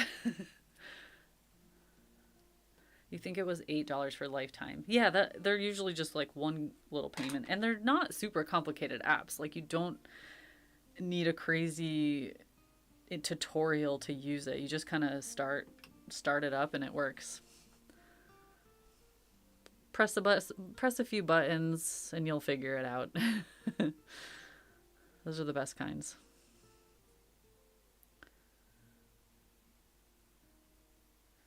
Okay, I'm gonna add some ghosty trees, I think. And I do have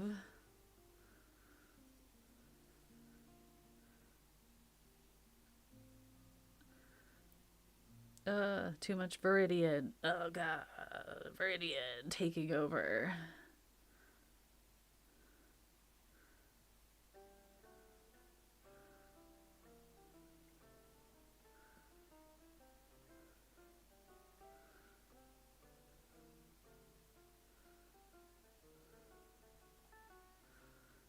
I'm completely improvising the trees in this painting because I just like them.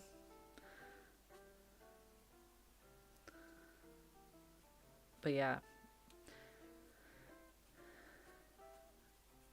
this could have been awesome on a dark piece of paper. Like, look how much darkness I added. Although it is a really good practice for trying to mix darks, but keep them colorful and keep them from all looking matchy. Okay, you know what is bothering me? This section. So we're gonna get it messed up. Kind of lift some of that. I'm gonna make it a little hazier, I think. And then put the white on top. It's just too light. The light needs to be here. This back here needs to fade. And we will have some white, or actually it'll be like hazy, faded bluish gray. But I think that will help.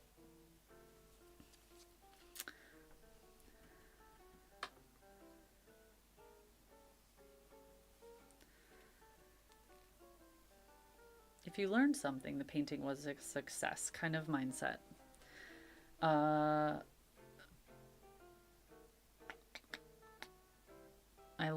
missed. I could have been talking about that, but I don't remember.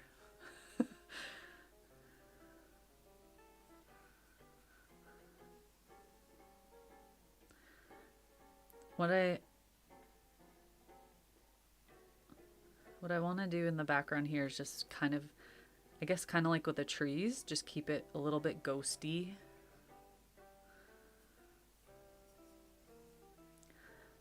It's been a while since I painted a waterfall, I'm realizing. I used to paint them all the time. Yeah, let's...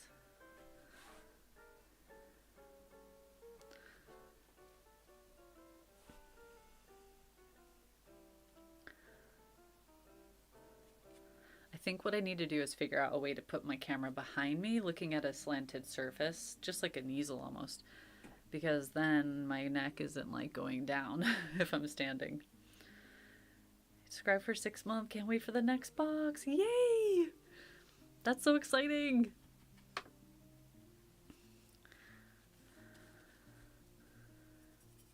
Good. I think it's a really good time of year to start because we're getting into the, well, I guess it depends what hemisphere you're in. But yeah, for the cooler months, like most of us are stuck at home a bit more. So having that monthly project is a great way to sort of break up the months.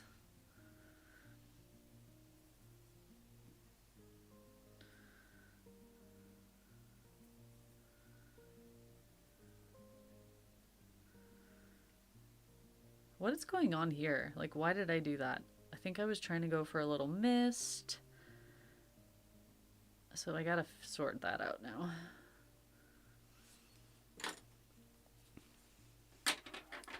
Sometimes I have too many brushes in my hand.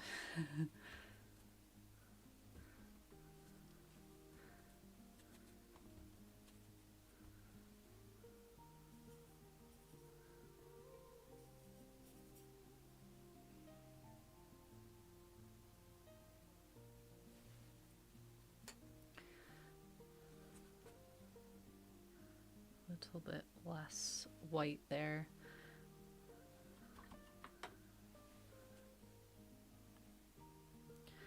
Because I'm gonna have a little waterfall there. So I think I actually need it a bit darker. We'll see. Yeah, darker. Maybe there's like a little trickling waterfall on the side. I don't really like, as a painting, I don't like this idea because it's very strange out of the beam of light that's just catching all that mist feels too much. So maybe a little trickling waterfall that kind of resembles that value there, just coming down these rocks would be better. I think I like that idea, but we'll see. So those are going to come down there. This is the base of that. There's going to be white coming down there. Okay. I think it's making a little sense now.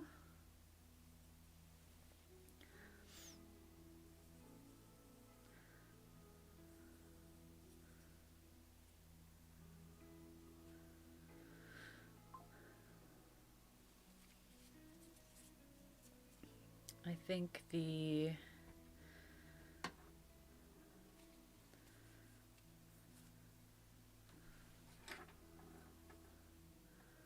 water can be a little bit brighter coming off of that back. I don't know, I kind of like the faded look, but I just need like a little bit, a hint more.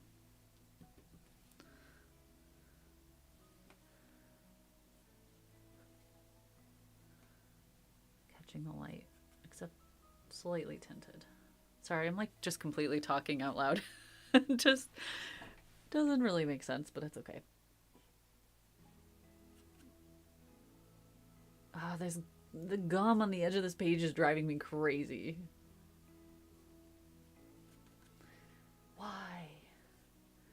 Why, Bao Hong?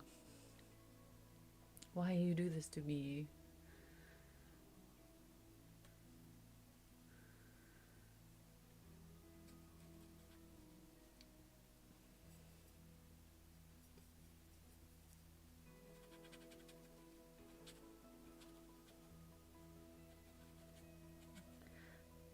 I think I like a bit of this pink showing through. I'm not sure yet. I'm gonna leave it just to see till I get a bit farther in the painting.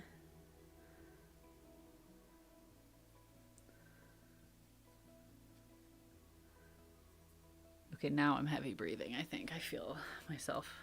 I'm like,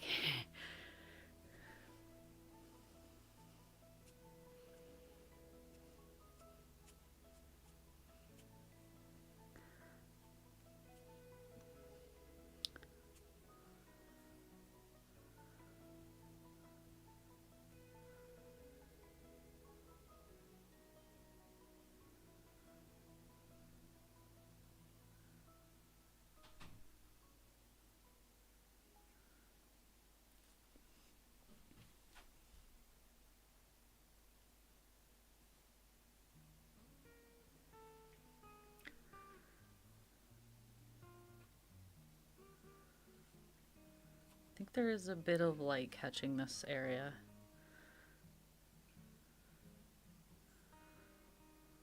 In the foreground here, like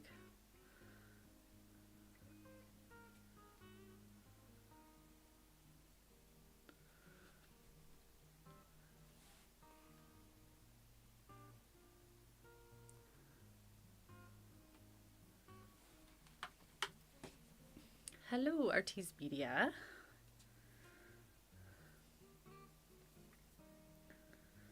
Happy Sunday.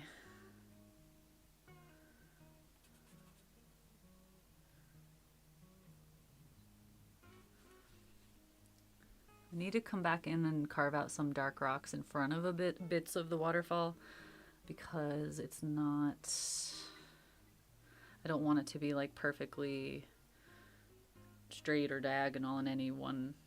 It needs to be a little more broken up than that, so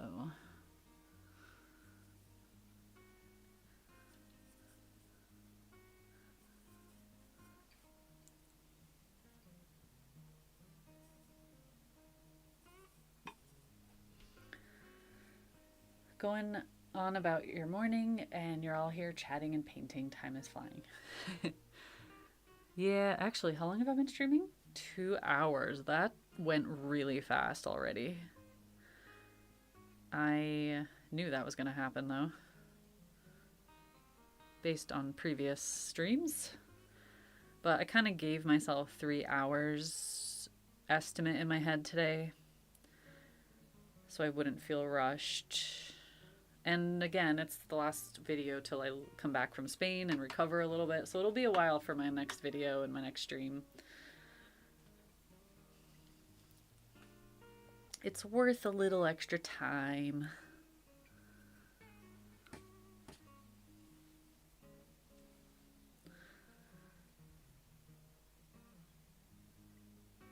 Oh, I don't know. Okay, yeah, I kind of like that. Maybe a little more blue. Just like trickling down this hill. Just a little bit catching here and there. I don't know. We'll see.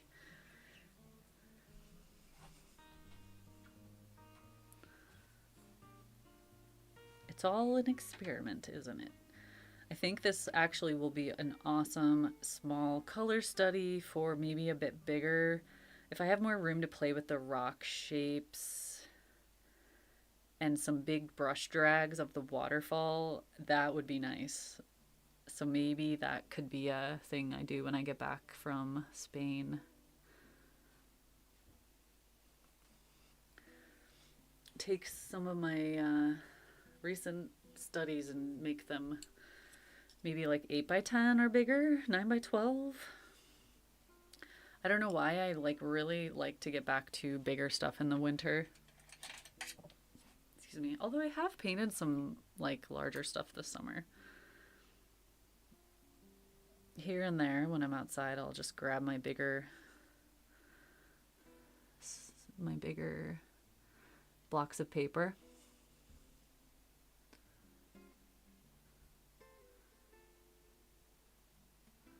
I'm gonna give this a little light. See if I like that. Oh, okay. Yeah. That's I don't hate it. We'll go with that idea for a second.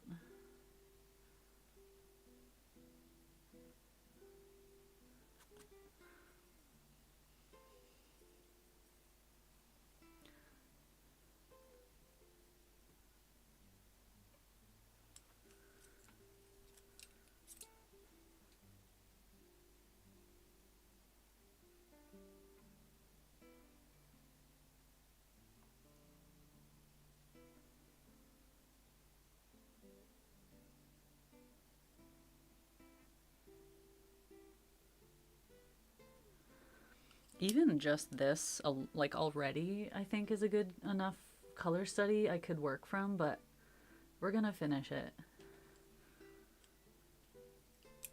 Maybe not quite so bright back there.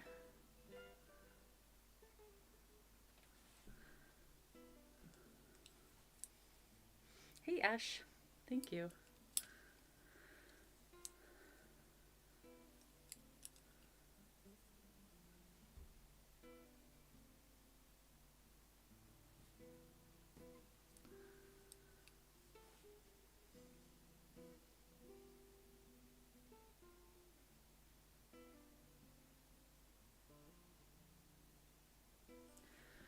I think the other thing I've been really trying to do this year, and it takes a long time, is to stop trying to over render a painting. Like, I really want to have, at least in the color studies, I want to have sections of the painting that almost are barely touched next to paintings, areas that are more finished, because as a learning tool to look back at a painting like that, I see the process a lot more, and that is so valuable. Like, having evidence of the process still visible to me is more valuable as a learning tool than a completely finished painting, which can also be good. And I think having that, so that's why as the color study it's valuable, and that's what will lead to like a more finished final painting, maybe whatever size it ends up being, actually. It doesn't have to be bigger. So that is really hard to do, though, because whenever I'm painting, I'm thinking, oh, I gotta finish that area. Oh, I gotta finish that area. Oh, I accidentally left that too abstract. I gotta work on that section more. And it's just like a kind of subconscious thing keep rendering it. You're a professional photographer. Cool. What kind of art, what kind of photography do you do? Love the way you paint light. Love to chase light with your camera. Happy to learn painting in gouache and watercolor with your videos. Cool. Not over rendering is what you're working on too right now. Yeah, I think that's a constant thing, like forever, as because it's obviously it depends on what your final goal with the painting is. If it's a completely rendered finished piece that you're framing for a client versus a color study, you're gonna have different goals usually. But actually, you know, even with, I sometimes, or maybe often, think I like color studies better than some finished professional paintings because I like seeing evidence of the artist's thought process more. Maybe that's why I love looking through artist sketchbooks. No matter what level artist it is, I love seeing their process. It's like you're getting a front row pass to what's in someone else's head almost, which is really rare. It would be like reading handwritten notes from your favorite author while they were writing a book. You know, that's so rare and so intimate and cool to see that side of it. So, yeah. I guess it just depends on the goal of the painting. And I am finding more often lately my goal is to just keep it less rendered or like over finished looking. I don't know how to explain what I'm trying to say. I think it's getting late. I know some of you understand. That's fine. Okay, I guess I'll do the tree. No. I have to do the waterfall first. But I am getting dangerously close to overdoing some of the parts that I like as more abstract at the moment. Like, I think I want this to remain as it is, so I'm going to stop touching that. Because I want to be able to look back on that. Maybe I'll do like a final hints of highlights here and there, but I think I need to stop touching that area. Also, I think I need a bigger brush because I need to fill in that area.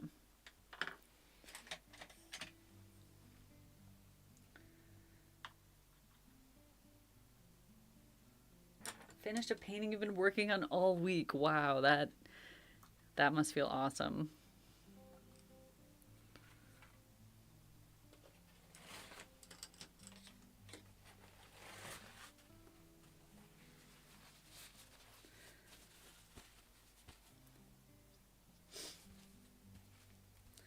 Color studies and sketches are spontaneous. Yeah, I definitely feel that with plein air especially. Like,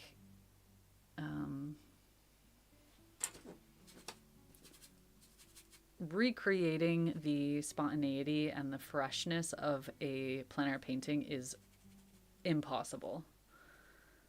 So I think that's why I rarely try to repaint my plein air paintings. I always have intentions to, and I'm like, ooh, I could take this home and repaint it and it'll be such a cool bigger painting with more detail. And then I get home and I'm like, but why? Like, I captured what I've wanted to capture there and I had a great time, and that's that. And why do I always feel this need to like go do it better? And if I ever try to redo it at home with more detail and make it better, it never has the same spirit.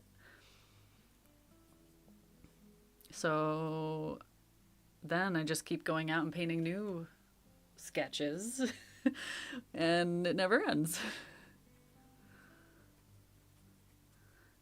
But I actually do think that teaches me a lot. And then when I do paint at home like this, I'm trying to use some of those lessons in it, which I think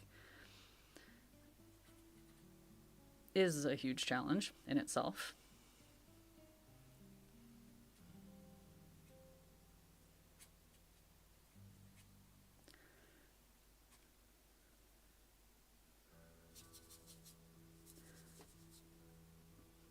I don't know why, but I was just trying to picture this as if it was oil paint. And the fact that you can't quickly layer oil paint, I think would drive me absolutely crazy now that I've been using gouache for so long. Because gouache dries so quickly, I can really quickly switch to different colors and different sections and get like it's such a different layering process. So I really will, I think I will struggle to go back to back to oil. But I do also really miss lots of aspects of it, like the blendability and using a palette knife. That was my favorite thing. Oh, I miss a palette knife.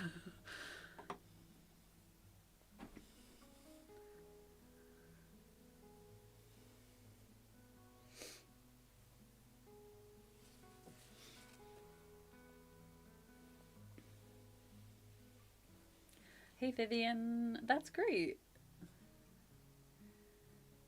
Easier to correct mistakes with gouache than with watercolor. Yeah, I would say overall, yeah, that's true, because I find with watercolor, because you're in the negative painting mode, depending on what the mistake is, it's not always possible unless you use an opaque like white gouache on top of it. I don't know. The cool thing about gouache is that you can get it wet and lift it, or you can paint right over it. Like, you have options no matter what step of the process you're in. But the annoying thing about gouache is that because it doesn't dry permanently, like if I get a drop of water there or wherever, like that's gonna lift and reactivate the paint, and I'm gonna have a perfectly circular water droplet, and it's so annoying. Like, you, especially when it's on top of an area of dry brush, because I can't recreate that same effect very easily of all of those exact colors and layers. So usually that means I just have to like start over or hopefully by then I've taken a photo of it.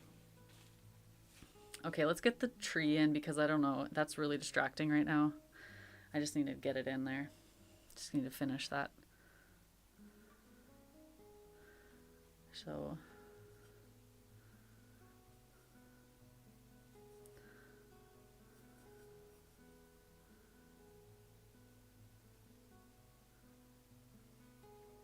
I do need to have it like not perfectly straight.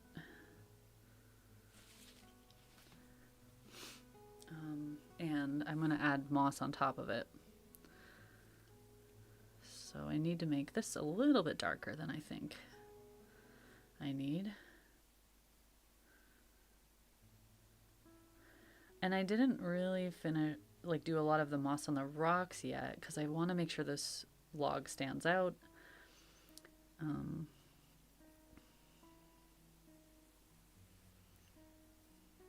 Probably should use a smaller brush, but it's fine.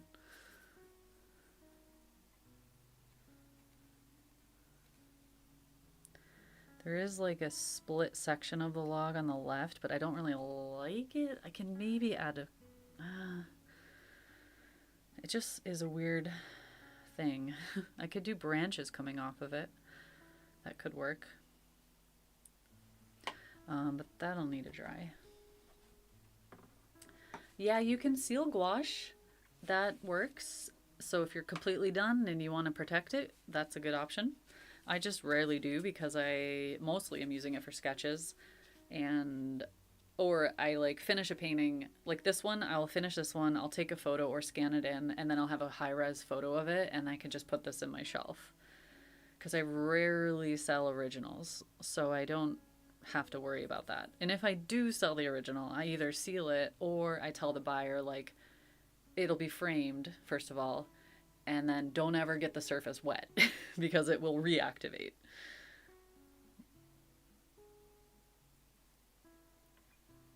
Okay. Needs to be a little darker. Hey, Corvulus, hello. Makes you want to paint again. That's good. Inspiring energy is flowing. Okay, these are all like, I have all these brushes with different colors on them that are now completely dry and useless. I always do that. Oh, my water is so muddy. But that's okay.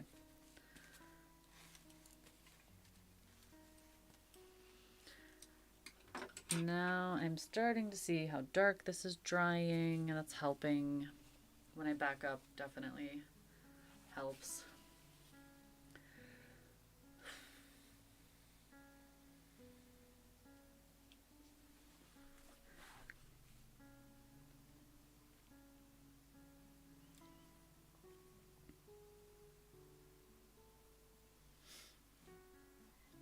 How long after you finish a painting? Just as soon as it's like bone dry. I will, you can use a heat gun to completely dry it just to make sure, but you definitely wouldn't want any moisture left.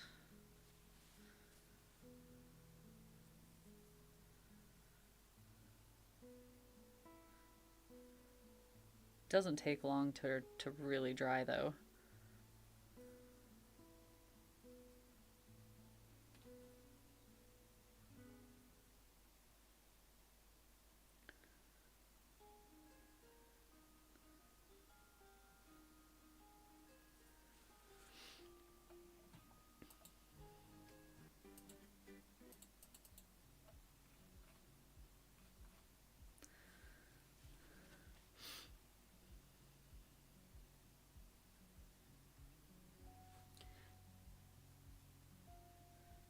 This is what happens when you're impatient. Like, you put wet gouache down in it, and there's a bit of white in here, and it's still wet. So every time I sweep color onto it, it just mixes with that. So I really need to wait.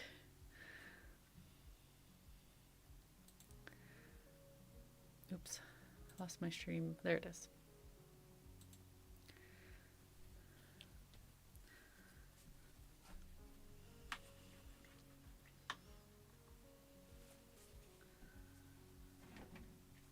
Okay, there's so many things I love about this painting and so many things I hate about it.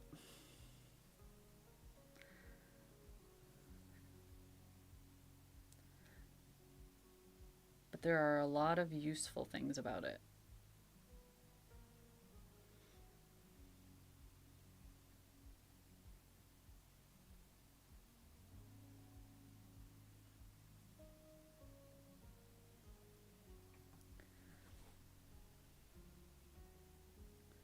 No, Wolfie is not an artist in the same way. He has drawn and painted a little. And, well, I kind of forced him. But even before I met him, he drew some stuff, and he's really good at copying. Like, that hand-eye coordination is there, but he doesn't believe in himself to do it. He's a musician. Like, he plays bass. He taught himself that, which is cool.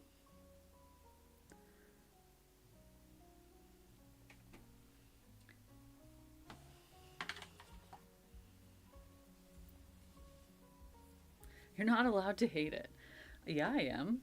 I hate things about every painting I've ever done, and I love things about them. Like, doesn't mean it's a bad thing to me. It's just, it is what it is. It's a learning tool. I learn just as much from the ones I don't like. Maybe more. Actually, yeah, I learned more from those. It's glaring. I can't, okay. Yeah. So we need some branches. That will help. I think I'm gonna leave the... No, I need a bit of moss on the rocks below. IMR.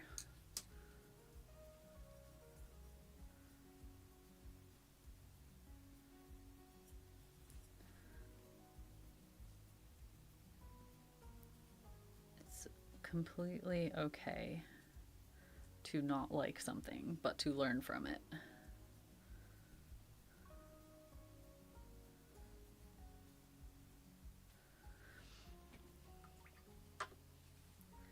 We need a bit of visual color separation from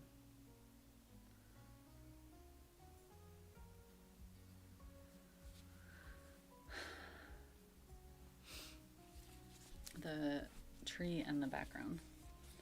You missed the last 20 minutes or so and returned to see such beautiful transformation of the painting. Oh, yeah. Well, I think with the tree, with the log in, it really helps. But it's always weird when you miss a little jump like that in the process. Luckily, you can go back and watch the replay and see how it happened.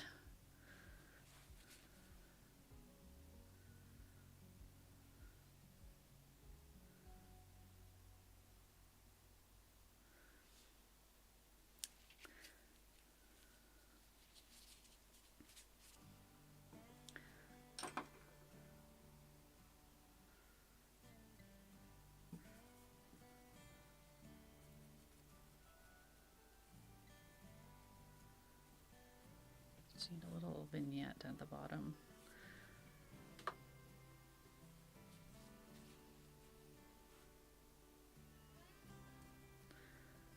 I like to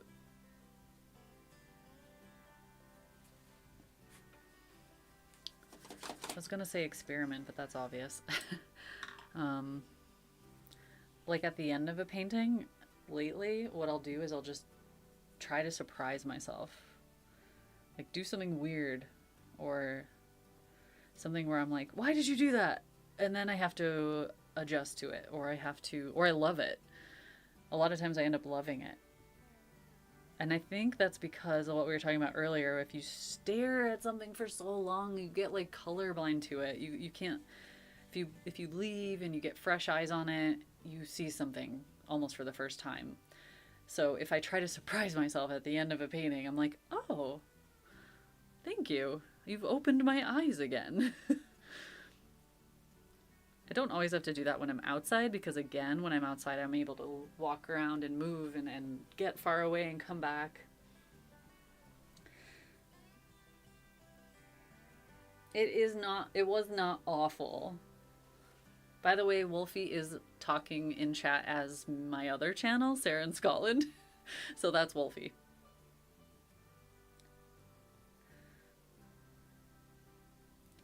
You gave him an art kit and it's still in the box. Oh. He grabbed your sketchbook and started drawing. That's awesome. I think Wolfie has done that once when we were somewhere and we saw rocks and he saw like shapes in the rocks that I couldn't see, so he sketched it, I think in my sketchbook, I can't remember. And I was like, oh, I didn't even see that. He can see a lot of shapes and things in patterns in nature that I can't see. I'm really bad at that, actually. And a lot of people will see patterns in my paintings, like maybe in the clouds or in the rocks, and point out what it is. And I'm like, what? And I don't see it at all, even after they say it. Okay, this part is really distracting me. Oh no. Actually, I don't hate that. Just need a few more, I think, to make it obvious.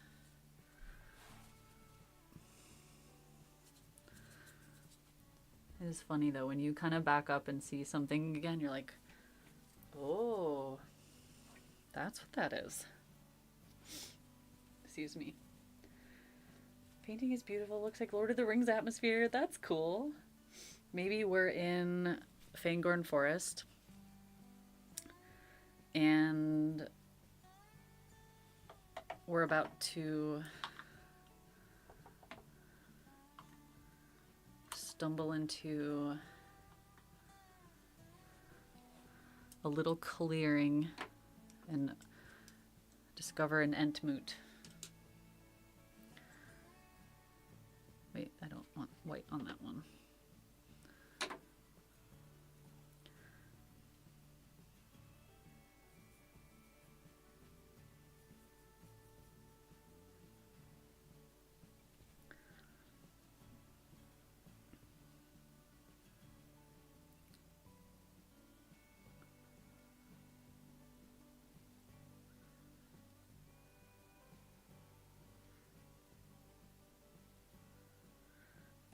Yeah.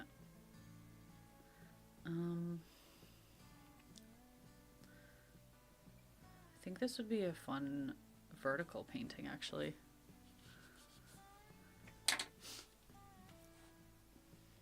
Drinking the water will make us grow. We could totally come up with a short story as a chat based on a painting. That would be fun.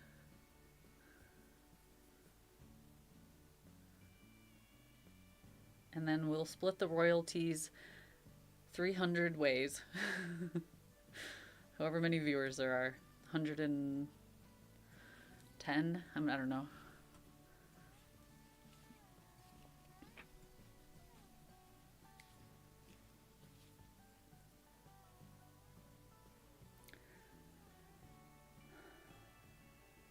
Oh, Ash, I don't hate the painting. There's just pieces of it that I don't like and pieces of it that I like. But again, that is so normal for me. Like, all my paintings are like that. I'm pretty not sentimental in that way. I don't know. I like to learn and just keep growing and not dwell on anything. So to me, if I was going to sit down and paint this painting and try to make like a final piece and sell it, I would probably want at least four attempts first, because in those 4 attempts, I am going to uncover so many things that I didn't see before. I mean, maybe you get lucky and do it the first time, and I'm sure other people will see things that I don't, that they'll see things and that they like, that they'd be willing to pay for, that I don't like, because everyone has a different perspective. But I hope it doesn't sound like I'm being totally negative about it, or that I hate it and it's terrible and I'm terrible. Like, it's not that mindset at all. It's just the reality of being an artist. That is a tricky thing to convey, like a tricky thing to articulate, is the mindset that I have about my art, because I know that it comes off as negative sometimes, but to me it's a very positive thing. I wouldn't be doing it this many years in if I didn't like it, trust me.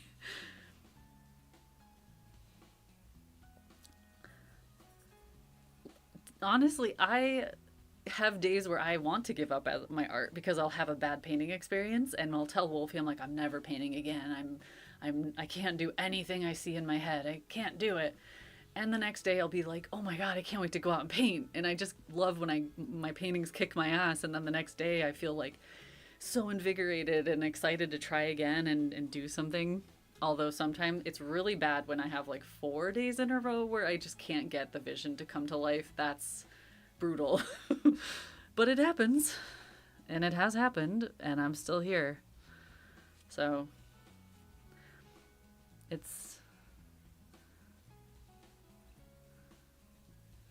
I guess every artist has their own process.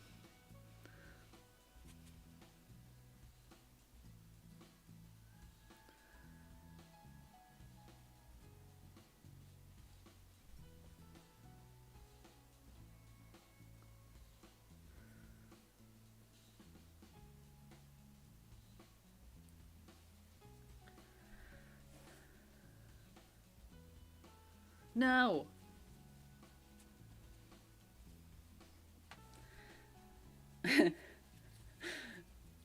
You get me, right? Yes. Hey, Relis. Thank you. I'm really excited for Spain.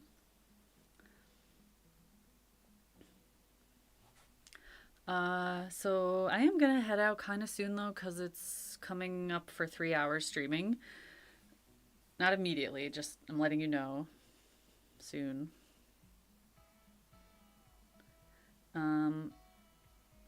The announcements I wanted to share today, which I've already shared, but there's info in the chat about this and in the description. First of all, oh yeah, the chat just said it. My annual holiday sale on my website's going to go up on November 1st. So if you've ever wanted to buy my books, or if you like buying prints or note cards, that's happening November 1st. Then also right now, for a limited time, my gouache brushes, the ones that you see me use all the time with the turquoise handles, those are on sale, 15% off on Craftomo. I think there's like a site-wide sale, so, and it runs until like the second week of October. So that includes the set of brushes and the duo sets, because they have like smaller packs.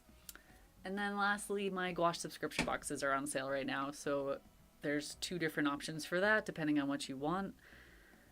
And I honestly can't remember how long that sale runs for. I don't want to tell you the wrong info, but check out the codes if you want to try those.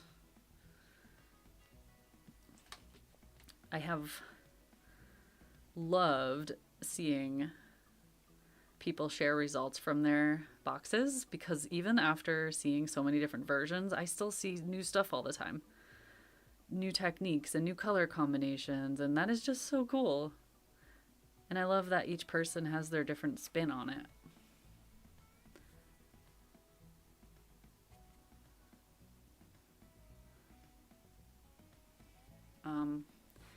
And if you have no idea what I'm talking about, I made a set of 12 monthly subscription boxes with a company called Craftomo. So it's basically like an art box in the mail. Each month you get all the gouache, all the brushes, you get the full tutorial that you need that month, and then you get a new one the next month, and it just keeps coming. So it's an awesome way to learn, because I kind of hold your hand through the whole process. I try to go through every step, super structured, and basically sharing all the techniques that I use in different ways each month, and by the end of the year it all adds up, and you can kind of paint. Then you can go off and do your own thing. You can paint with my techniques or mesh it into your own thing and then go off and paint whatever you want. And that was honestly one of the most fulfilling projects I've done in a long time, because of what people have sent me and told me about what they learned. Like that, I didn't expect that side of it, but it was quite wonderful. I want to add more branches here, but it's like, I know I'm gonna do too many. I just know it. So I will just add some scraggly stuff around here.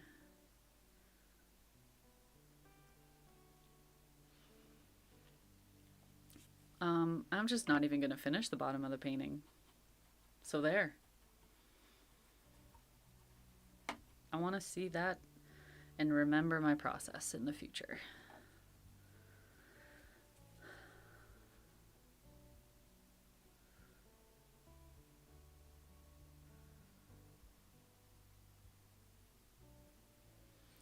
And as a reminder, I will be back at the end of October. I might be able to do a stream, probably not a video because I won't have time. I'll be back too late. But then hopefully like the first week of November, I'll have a video, and I definitely want to do a recap of Spain and all that. Is there a list of content in each of the boxes? Yeah, I actually made a video showing what's in every single box. It's like a very short video going through each one, showing you the theme, and there's new colors and brushes in each one that go along with it.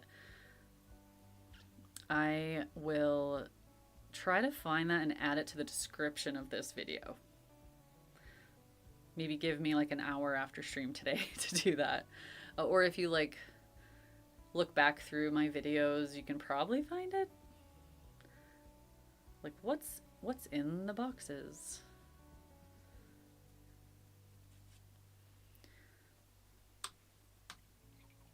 Will you propose the same boxes about watercolor?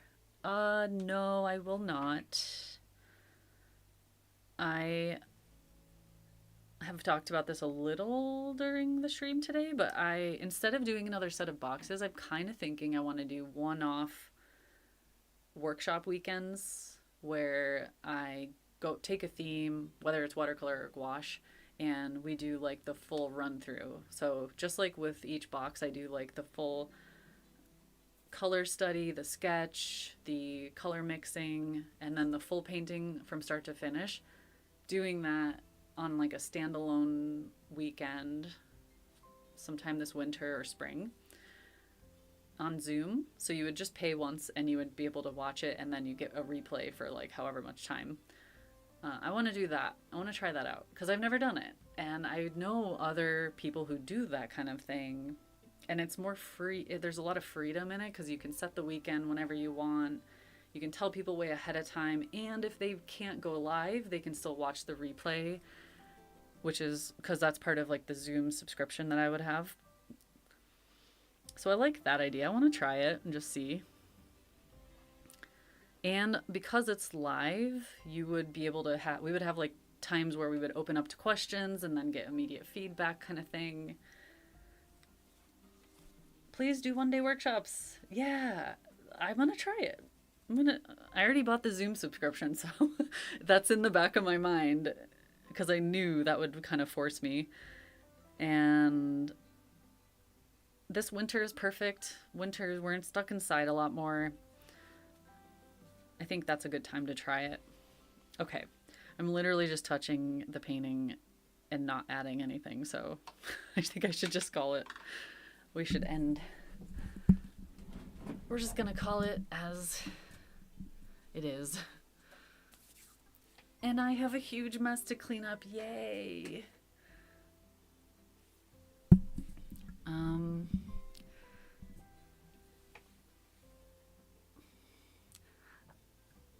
Excuse me. So,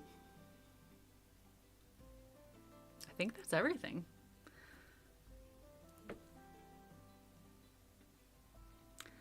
Do you have any videos with recommendations for craft fairs or any blogs or ideas about that? I have done a vlog or two of me going to a craft fair over the years, so you might learn something from those videos, but I've never done like a tutorial about it because I don't really do them. I know there are channels out there where they do those year round. You would learn a lot more from someone like that, I think, because they'll show you like their setups and their supplies and go through the process of the whole weekend. Yeah, sorry. So I think I am gonna head out. Thanks for joining me. I hope you had fun. I hope you had a good weekend. I hope you get some good painting in. If you want to follow along the Spain adventure, I'm going to be posting stories on Instagram, and I don't know where else. That's just the easiest thing. I could maybe try to share some in Discord here and there, but otherwise I'll be back with like a recap kind of video like I did with France.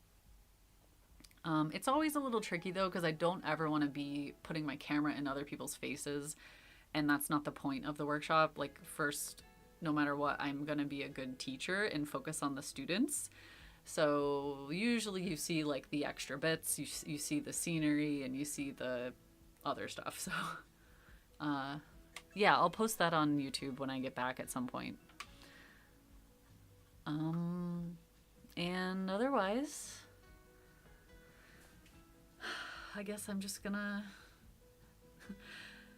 tomorrow I'm going to do my first packing run through with all my stuff and all my suitcases and just make sure everything is good. I'm so nervous and excited. I'm nervous just to get there because I hate flying. But I think once I'm there, I'll just be like, okay, cool. So thank you all so much for hanging out with me. I can't wait to tell you about how it goes. And then we will have a nice long winter in Scotland to paint. And I'm gonna try to do more streams this winter because it's been so fun and really fun way to stay connected to everyone. So yeah, okay, I'm just repeating myself now. All right, I will see you all soon, I guess later this month, and hope you're all well. So bye.